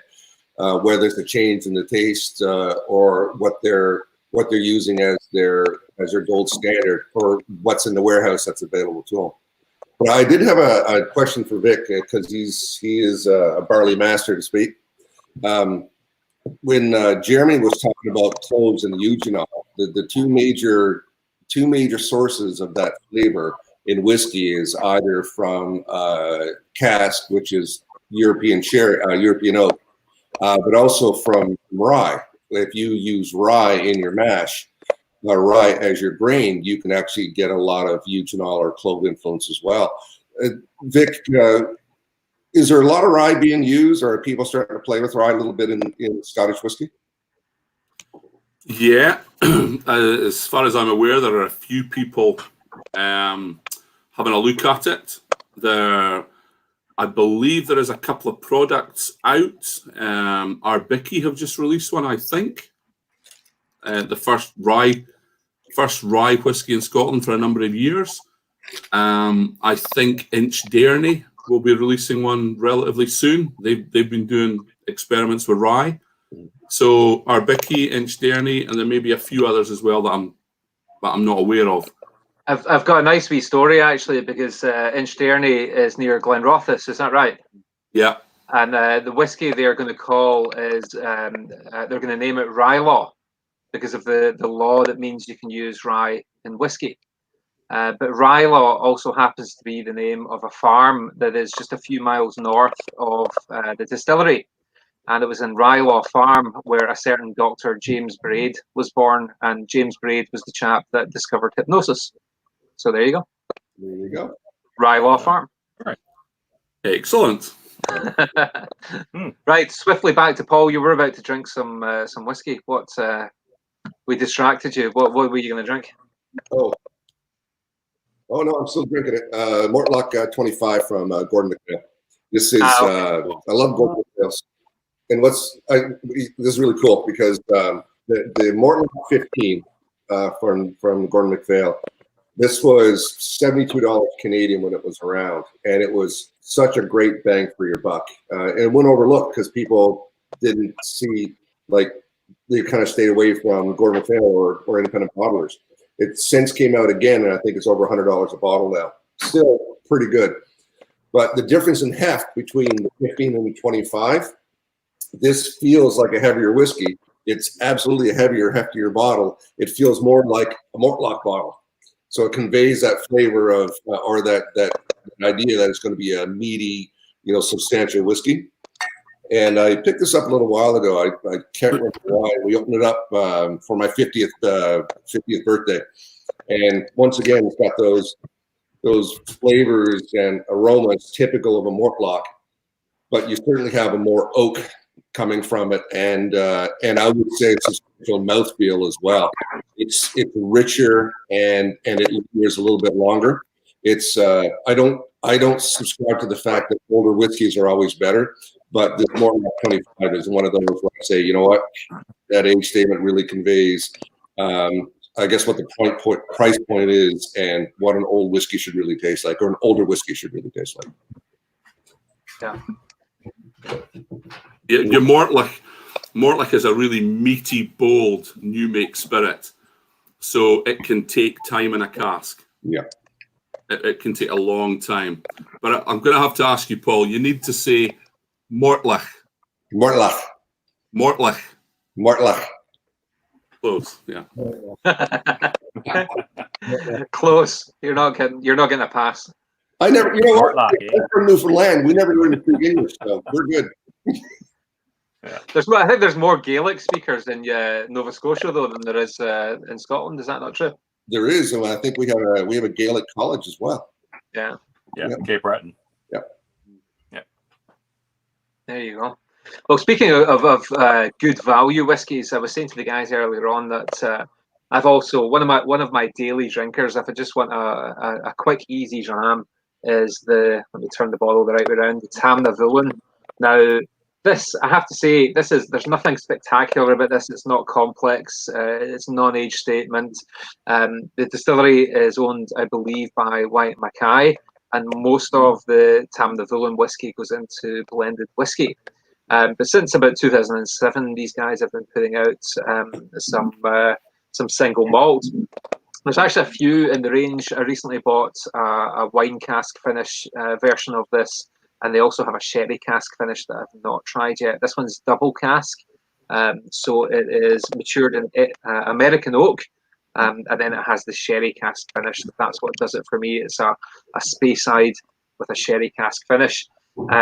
It's actually a great value whiskey in that if you go into certain local supermarkets, you can pick it up for like 22 quid, something like that. And if you've got membership points and things, you can get points on your whiskey purchases also. On the nose, I get a kind of creamy, kind of chocolate mousse kind of nose to it. Apples, the Speyside kind of fruity appleness is there as well. On the palate, it's been finished in the sherry cask, so I get the sherry coming through. The kind of Christmas pudding kind of flavors are coming through as well.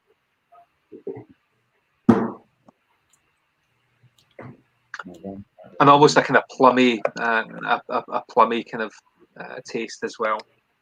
It's got a bit of spice as well at the end. I'd say the finish is kind of a medium finish, so it stays on the palate for a little while and then tapers off. It's not a particularly complex whiskey, but it's a nice, very very easy entry level. Again, if anybody's watching and they're not a huge whiskey drinker, they want to explore a Speyside sherry cask whiskey, the Tamnavulin, for the price it is, give it a burl. It's not going to disappoint. Very nice. I was really surprised by it actually. When often if you pick up a bottle at 22, 23 quids, it can be hit or miss, and I've certainly had a few misses. Tamnavulin, I'm always going to have a couple of bottles on the shelf. If I'm buying one, I'll buy two. Again, actually, in that range, the supermarket I go to, they often have Auchentoshan in the same kind of deal. It usually sits about mid-30s, and then every so often it will suddenly drop down, and I'll have a sale on 22 quid.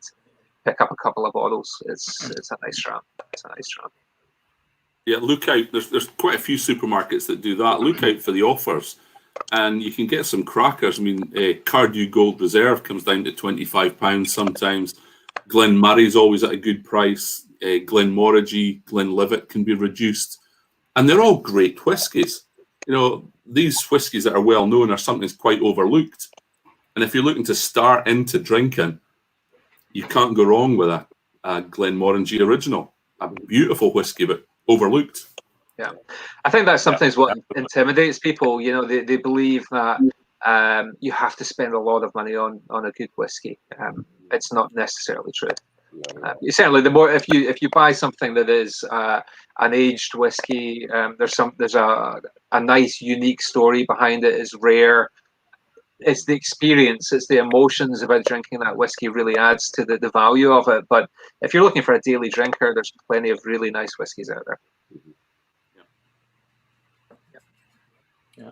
So I wish it was as cheap over here as it is over there for some of those Tamnavulins and Auchentoshans. Really? Yeah. Well, Auchentoshan, of course, is one of the distilleries we're looking at actually hosting one of our events at. So hopefully we'll be at Auchentoshan within the year. We'll talk about teeth for whatever the bare minimum CPD is. I think it's 2.25 hours, something like that, and then we'll tour the distillery and we'll drink plenty of whiskey. If Todd never went the wrong way in a roundabout and almost hit a motorcycle, we could have gotten there earlier, eh, Todd? Possibly. To Auchentoshan. I went by Auchentoshan 6 times in my life, and the first time was with Todd driving, and it was the first time I think that any of us were on the other side of the road, and having to say the least. But the turn to get into the distillery it's surprisingly not easy if you're concentrating on not running things over along the way. There were no casualties, so I was pretty happy. It's a strange distillery because it's situated right in the heart of Clydebank, so it's very industrial, shipbuilding, housing estates, and then suddenly you've got this little quaint distillery that's just hiding in the midst of all of that. It's a nice little place. I did enjoy going round. It's one of the few triple distilled whiskies in Scotland, and I was going round with some foreign guests recently, and they were very proud to say, our water supply comes from Loch Catrin. And I said, is that not where all the tap water comes from?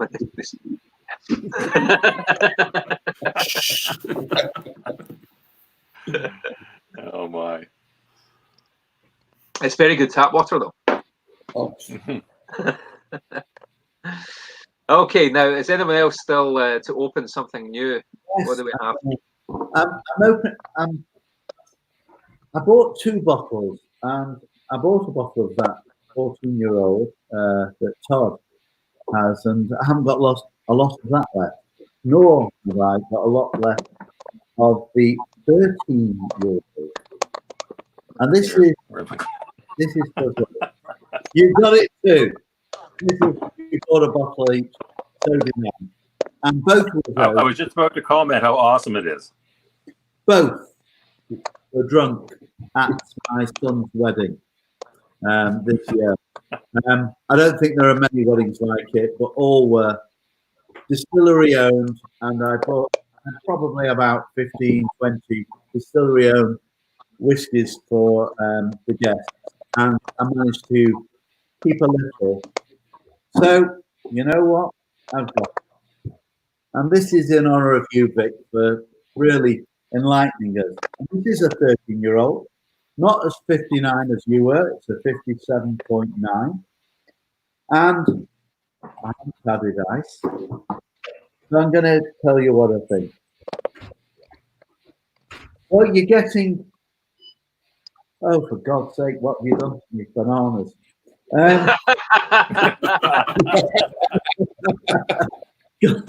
Talk about Fruit basket. Bananas, fruit. Actually, quite interesting for a bourbon barrel. I'm getting less of the vanilla notes that I normally would associate with a vanilla barrel, with a bourbon barrel. But so much of bourbon is you get those vanilla notes, but I'm getting less. So let's give it a taste.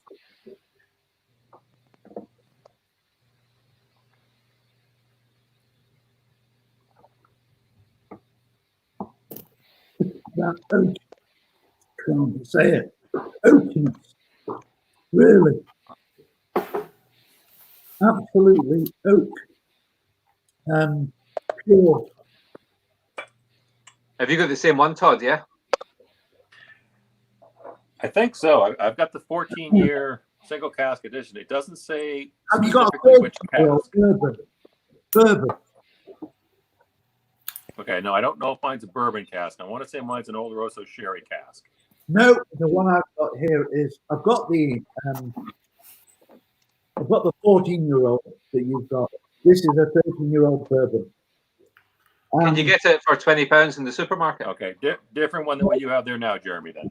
Yeah, this is the 13-year-old. I've went behind. I've got the 14-year-old sherry cask, but this is very interesting because most bourbon whiskies, and I'm sure Vic will say, you can't help but taste the wood, the vanilla. This one I don't get it. Maybe because I've had a lot of sheriff malts. This is lemony, zesty, but not that vanilla that you normally associate. But when you've got power of, I don't know what this one is, 57.9. Maybe that's the reason. And it is, as you said, Aberlour are much more sherry malt than it's, like the malt whiskey society, you said, with a bourbon barrel. And certain whiskey, you associate with bourbon more than sherry. Like Glenlivet, I'd always say, oh, they're mostly sherry. I've had some sherry and then there's in this one, which they've really pushed, and you even do a peated Madeira now. But Aberlour is always rich sherry, and you mentioned the Abuna and the others. But I do like it when these distilleries do something a little bit different, and even some of the Islays now do non-peated versions. And I appreciate that. You can get something completely different from them. But yeah, a great dram. I don't love this glass. Very unlike the normal. Oops, there you go. That's the normal. I love it without. Does anybody know where that's from? It's got no base to it. Not sure. No. Yeah, but Vic, let's see if he's got the same one. Come on, Vic. I got one from Scapa. It's brother down the road. Yeah, and I've got a Highland Park one as well. Yeah, it's from Highland Park. Yeah, Absolutely. And that's isn't that amazing? I love those two distilleries. So different, but amazing. Isn't that hilarious? The guy is a genius. He can't just tell you where a whiskey's from. He can tell you where the glass is from. I was just lucky, Jeremy. Listen, I bow down. I wish you could tell us about the coronavirus. No. SARS-CoV-2. Yeah. Just rinse with whiskey twice a day. Yeah. Well, it's over 60%. It kills it So far. Yeah. It was great. Obviously, the last show that we had Barry McCaffrey on from Lefroy, and I knew I had some family who came from Islay. So I did a wee bit of research, just trying to find out whereabouts in Islay they actually came from. And I was absolutely delighted to discover that they farmed a farm that was just north of Lefroy and Lagavulin. Right on the banks of the river that supplies the distilleries. And if I could do one thing, because they were there at the time the distilleries were getting founded, I just wish I could go back in time and just say to my ancestors, just go down the road and get involved in what these guys are doing down here. Forget the sheep. Sheep isn't the future. Yeah. Get your name in the bottle and bequeath it to your ancestors, your descendants. Sadly not to be. Sadly not to be. One of them married a Johnson, though, interestingly. So that's and obviously the Johnsons were the founders of Lefroy. So I'm going to pull at that little thread and see if I can find a connection with Lefroy. Why not? Glengow sounds like a good whiskey. Yeah, that's a great name. The fact I love the history of surnames. So Johnston and the Johnsons who arrived in Islay, who then founded Lefroy, took their surname from, I think it was McEwen, Ewan being a derivative of John, Mac being son. So they anglicised their name to Johnston. But even I think it was who was it that I saw earlier on? It was Aberlour. It's Fleming. Is that correct? Yes, James Fleming is on the bottle of Aberlour. Fleming comes from, obviously it comes from places like Holland, places like that at the time of the French and UK war, and a lot of Dutch and Flemish people came over to Scotland, where they were teaching and taking up the linen produce. So Fleming, their ancestors would have been Flemish and Dutch. That's a good conversation stopper. Well, no, well, not quite. You know, like, if you notice, my surname is Cooper. Yes. If you go, I've been to the Speyside cooperage barrel maker, but I wish I could say to you that my name was always Cooper. It wasn't. It was some Okay. Polish name from many, many years ago. Okay. I actually came to the country as an immigrant, and they said you can't go around with that name. And they looked at the top of shops, and they said, Cooper. Yeah, that's a good name. Stick with that. So I think it was my great grandfather or something like that. Grandfather. That's how I got my name. But There you go. we couldn't have chosen better. You know, is it where all the whiskey goes? Yeah. Absolutely. I think it's I've got a great grand that was a Cooper, so I've got Cooper in there as well. There you go. Yeah, well, my great grandfather was a stillman at Dalmore. Whoa! There you go. So family history there. The Rolls Royce of whiskey there. Yeah. The Rolls Royce. Tell us, Vic, then how did you said you had your first whiskey at the age of Just before my 30th birthday, so when I was 29. okay. What were you doing? What were you doing career-wise before you drank whiskey then? Because presumably you weren't in the industry and not drinking it. Yeah, well, I worked for my father-in-law and my wife's family business, but I left that. Myself and my father-in-law felt I should pursue my career elsewhere, so I went into distilling and started in the lab. I drank, but I didn't drink whiskey. I had a bad experience as a boy, as most young Scots lads had. Yeah. And didn't drink whiskey. And then I was training to be a distillery manager. And the guy that was training me at the time, Friday afternoon, he said, "Come on, Vic, let's go for a walk." And back in those days, when a distillery manager on a Friday afternoon said, "Let's go for a walk," what he meant was, "Let's go for a dram." So we went for a walk into the warehouses and went right up to the back where he had a cask, he had a sampler, he had glasses, he had water, everything that was required. And he took a sample out of a 30-year-old Duff Down sherry cask. So it was cask strength whiskey. He poured 2 drams, handed one to me and said, "Have a drink." And I said, I won't name names. I said, "No, I don't drink whiskey." And he used quite a few expletives, but said, "If you're going to be a distillery manager, you need to drink whiskey." So I said, "Okay." And I tasted it, and it wasn't like anything I'd ever tasted before. It was cask strength, but it was very smooth, sweet. It was tasty. It was absolutely delicious. And I've been a fan of whiskey ever since.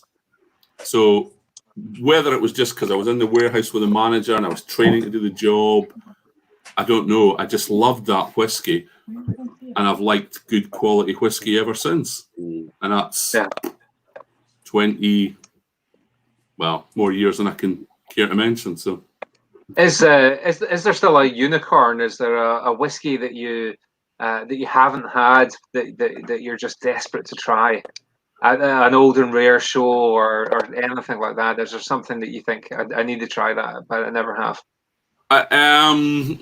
Not that, I don't know actually. I'm not a great fan of old whiskies, but like Paul was saying there, sometimes not old is the best. I have a palate that I get a lot of woody flavors off old whiskey, so I'm not that keen on it.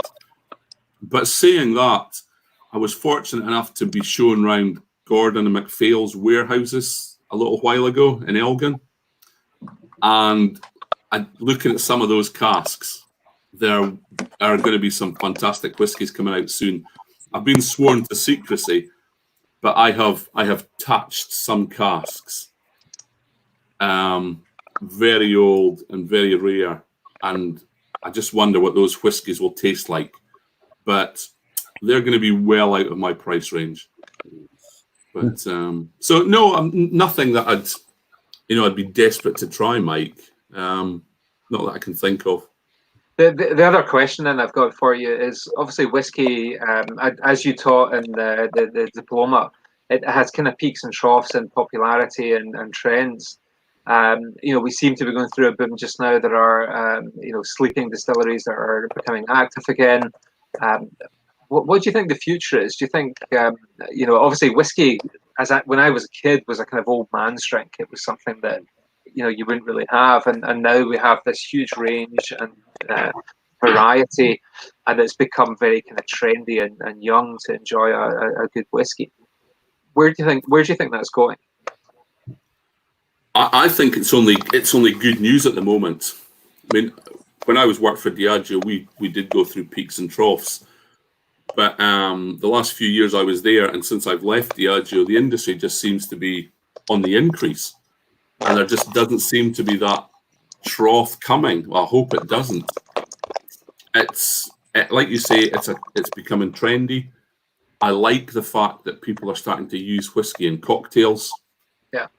And that's when I started in the industry, you didn't put whiskey in cocktails. You didn't put water in it. You definitely didn't put ice in it, Jeremy. And there was all those sort of snobbery around whiskey. Yeah.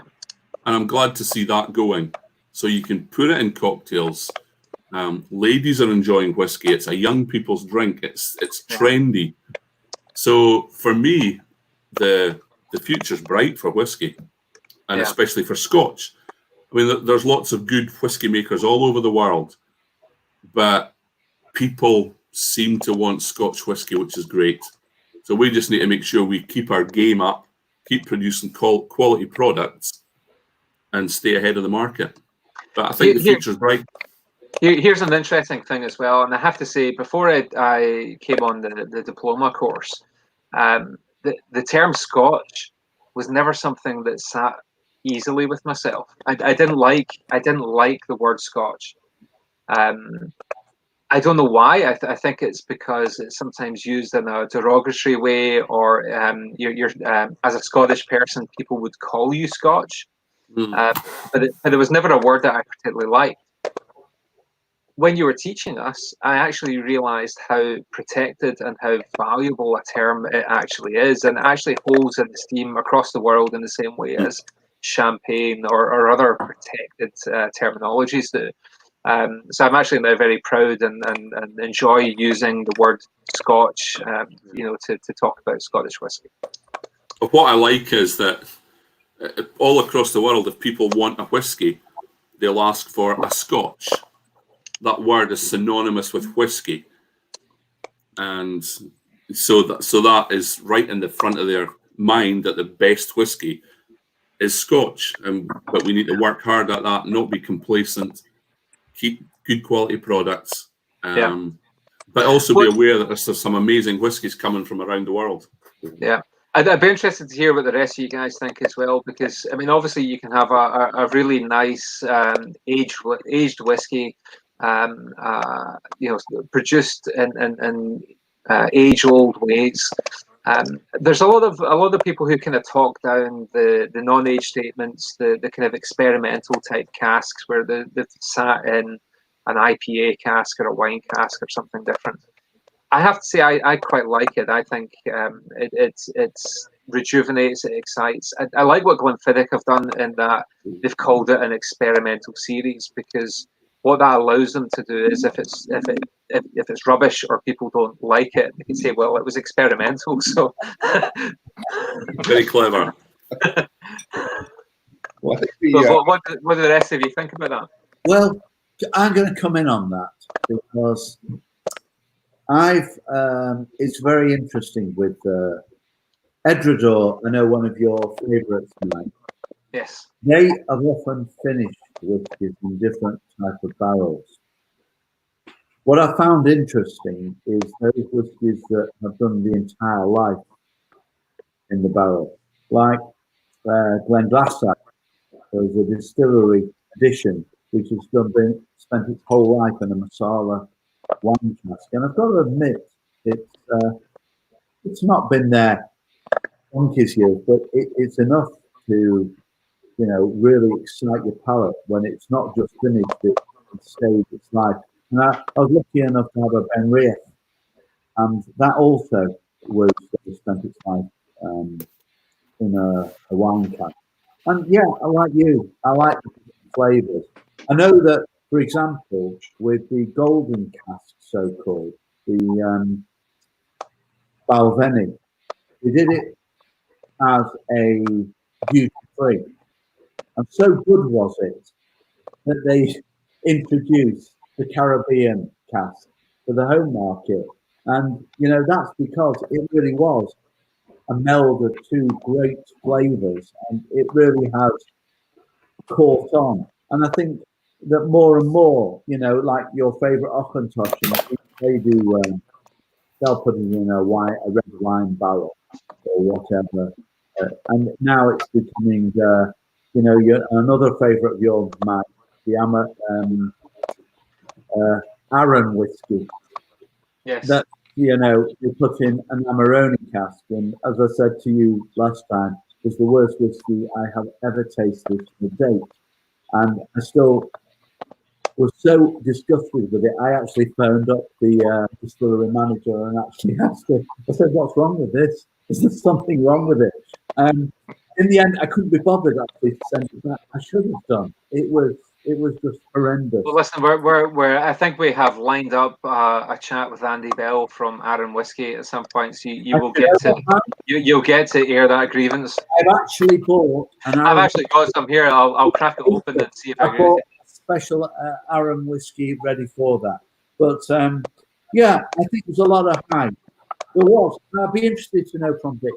To my mind, okay, Glenfarclas, Glenlivet, Glenfiddich, names that come off the tongue. They were the originals. They were the ones who did single malts for a long time. So many of these distilleries that used to sell just for blending. Now I've realised we can get more money, and there's a lot of snobbery and hype in whiskey and Tamavulin. And now it's like, hold on a second, we've all got our own characters. How many were originals? How many of them really were single malts?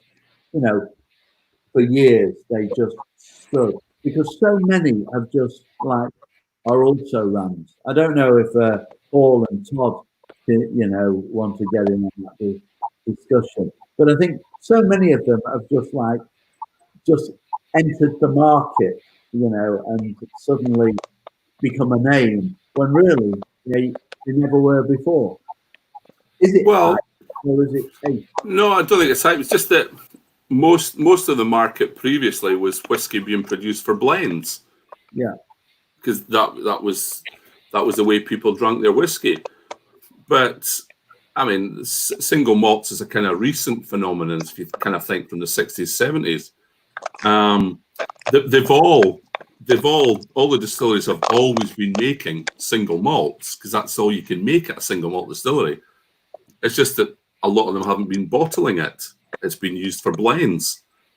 And blends are good whiskies as well. That's the backbone of the whole industry. But that actually surprised me recently when I've not drunk a cheap blend for a long time, and I decided I would have one the other day, and I opened it and poured it, drank it, and it actually genuinely surprised me as to how palatable it actually was. Just I can't remember. I think it was maybe a Bell's whiskey.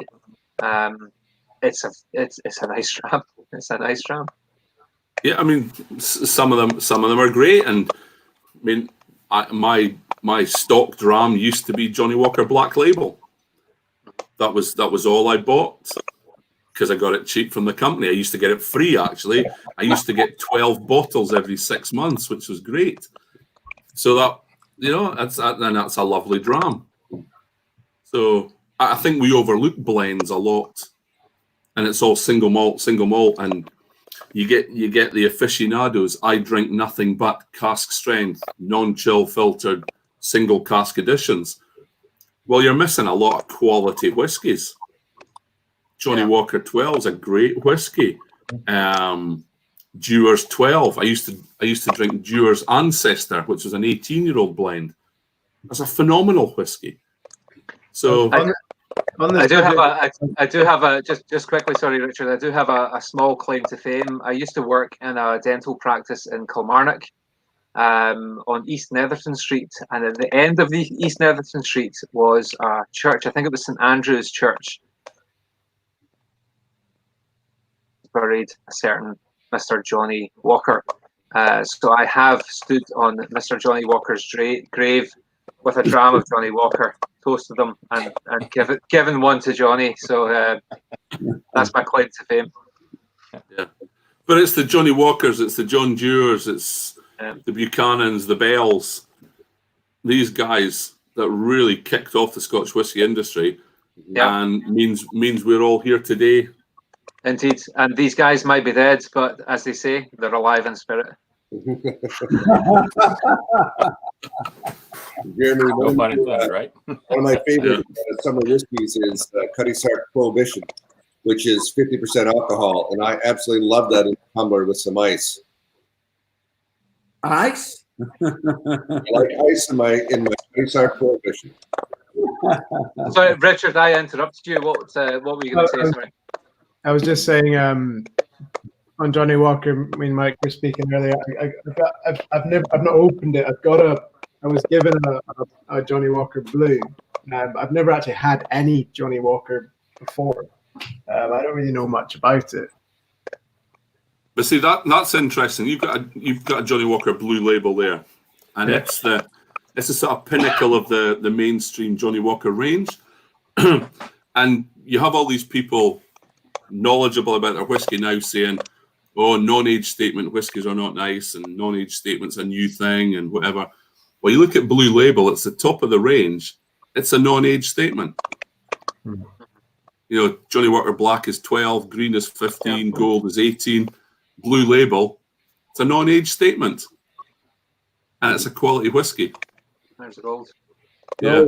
Yeah. So non-age statements are not a sudden new phenomenon. Yeah. Well, And there are good non-age statements out there.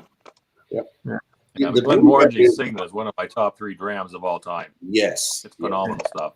Is there a reason they bottle it at 40? That's the legal minimum for Scotch whisky.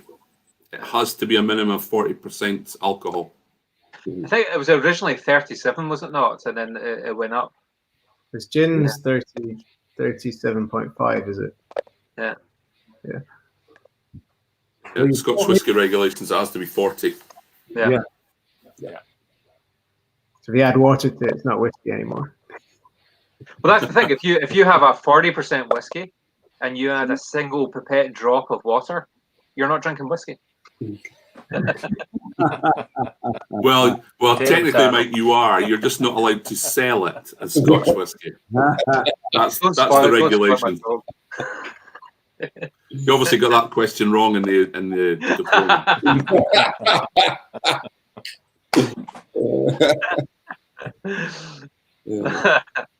Are you still teaching for Edinburgh Whisky Academy? I am, yes. Not at the moment, obviously. The courses are all suspended at the moment, but they're going really strong. We did a diploma before all this crisis kicks off, I may add. We did a diploma course in Shanghai last year. Wow. So that was fascinating. How many delegates did you have for that? 18. Excellent. Wow. So it was a really good course. We've delivered the diploma course to some of the McLaughlin ambassadors. So there are some companies starting to get involved with the Whisky Academy. So yeah, it's going really well, Mike. Excellent. That's good.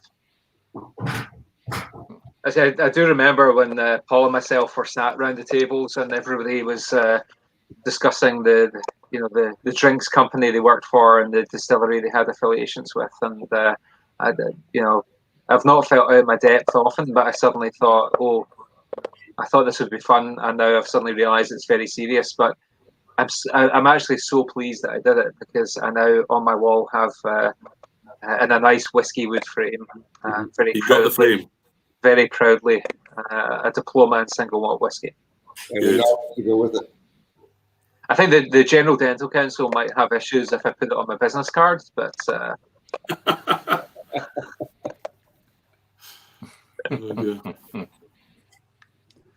excellent. Well, this has been a lot of fun tonight. I've enjoyed it. Paul's having a wee cough and a sneeze there. Are you okay, Paul? Yeah. Not enough whiskey. I just hope you don't have a temperature. How's your temperature, Paul? Are you okay? It's fine. Eating dry popcorn is my problem. COVID-19. Oh, shoot. I'm just finishing up this.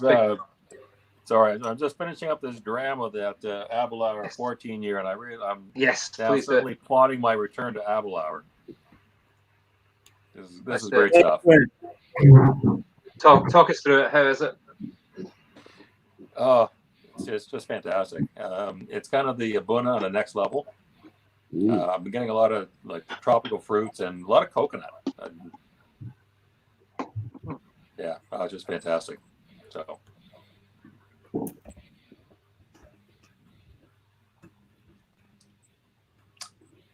Yeah. Excellent. I need to return to Abelauer. I believe Abelauer. Save me some. I've got an old 10 here, and I believe the 10 was discontinued. Is that right? It was the 12 superseded the 10. Yeah, that's right. I've still got a 10 left as well, and that was a £20 from Asda. Yeah. So try and keep that for a while. Indeed. I think mine's sitting at let's have a look at how much is in the bottle. I think it's about half a bottle or something that's left there. Yeah. So I don't know. Again, what would you say, Vic? How long should I leave that before I drink it? And what's the kind of rules on when it would start to spoil? Well, I've seen all these things about whiskey spoiling and covering it and whatever. I just keep mine out of direct sunlight, keep them in the box. And I've had them open for years and not really noticed a difference yet. But no, maybe you need to finish that within the next week, Mike, maybe. Listen, Vic, I've got nothing else to do, so. Yeah. Indeed. Yeah. Yes, I've actually got a 12 here. It's not even open yet, but I'll crack into that at some point. It's been a great night. I'm looking at the time now. We're 2 hours 20 minutes, and have you got 12 there as well? Yeah. All right. So I was going to tie it up, but let's have one last dram for the road. And yours not open either. No. Exactly. Yes. Do you know one of the things I've got to say about an Abuna? About an Abelauer. I love the bottle. It's a nice chunky bottle. The cork, they've got a really nice kind of wood cork at the end here. Let me just zoom in here. So they've got a nice big cork, and it's a nice cork. Should that make any difference to the enjoyment of the whiskey you're having? I don't know, but there's something quite satisfying about having a nice, thick, chunky cork that comes out. This is actually my first taste of the 12. I've not had it before. That's a big cork compared to a regular cork. It is. It really is. What do you have there? Which Abelauer is that? The 16.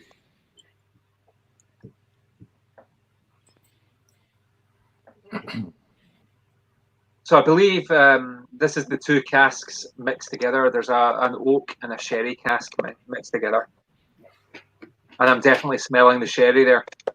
I get a lot of esters, sweets, like fruity esters. Yeah? Absolutely raisiny, fruity.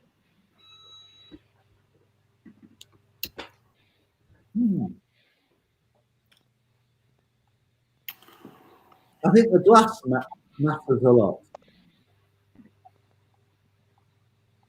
Well, I'm drinking because I'm running out of glasses because I've had so many tonight. I'm drinking out of my Glasgow Distillery Company. I've got 1, 2, 3, 4, 5, 6, 7, 8. I'm looking around me. It's Glasses matter. That is, I've shown this before. It's like a jam jar, but it's so beautiful. With the cut glass. So it's definitely yeah, it's a nice color. It's good. There's definitely a more floral kind of feel to this. There's far less sherry, obviously, than the Cascama and the Abuna. It's the sherry's there, but it's subtle. It's really, really subtle. And it's floral. I like the 12 and the 14 hour because it's got that proportion of ex-bourbon casks in it. Just takes that very much so sherry away. Yeah. So with the bourbon, with the flavors you get from the bourbon are the more the vanilla kind of flavorings. Is that right? Vanilla and sweetness, honey. Yeah. They're definitely there. Yeah, definitely there. Yeah. But in honor of you guys, I'm finishing with a sherry whiskey. So I'm on a Tam Du batch 4. Wow. Very nice. Love which is, I am starting to rediscover sherry cask whiskey through Tam Du. Okay. There's something different about Tam Du and their sherry casks that are just, yeah. Do you think? So I may move on to an Abuna one day, Mike. I was going to say, do you think we might move you up to that at some point? Yeah. Yeah. Vic, what would your favorite sherry cask finish be, or your favorite sherry cask whiskey right now? My favorite sherry cask whiskey just now is Tam Du. It's the Tam Du, is it? Okay. I really rate that. I think what they're doing at the moment is fantastic. I really like the 10-year-old. They've just finished that and launched a 12. But some of the single casks they're doing, especially the American oak ones, are just fantastic. And I think they've just won an award of the best single cask whiskey in the world for their American oak sherry cask whiskey. So that's my favorite at the moment, Tam Du. Cool. Side by side, how would you compare them to Glendronach? Like, how would you compare, or would you even compare them? Well, to be completely honest, because I don't like sherry cask whiskies, I've not gone down the Glendronach route. So I've got a few samples, but I haven't tasted them yet. So I'm really not aware of Glendronach. Oh, really? Yeah, it's just not been on my radar because I don't like sherry whiskies. Have you had is the whiskey you're having, is it the Tam cask strength? This is the batch strength, so it's higher strength. It's not actually cask strength. Because they do a cask strength, that's very notable. It's 57.8. It's slightly diluted, but it's high strength. Yeah. Yeah. Excellent. Yeah. But there's a lot of American oak in here. I'm fortunate enough to know the manager at Tam Du, so he let me have a few samples. And what I found is that I don't like European oak, but I like American oak. So if you can get some good sherry casks made from American oak, I quite like that whiskey. But it's the European oak, the spiciness, the tannins that come out of it, that I think I don't like, rather than not liking sherry. I was going to ask what is the difference in the flavors between European and American oak then? Oh, they're night and day for sherry casks.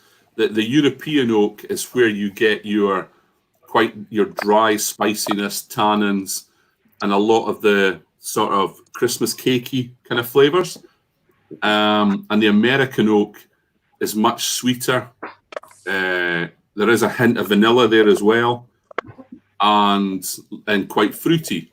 So if you get a spirit that's been matured in sherry casks, a European one and an American one, they're completely different whiskies at the end of the day.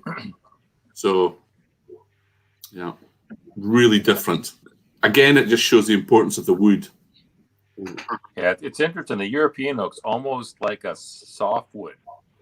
it's not a softwood, but it kind of is like a softwood because the American oak is a very tighter grain.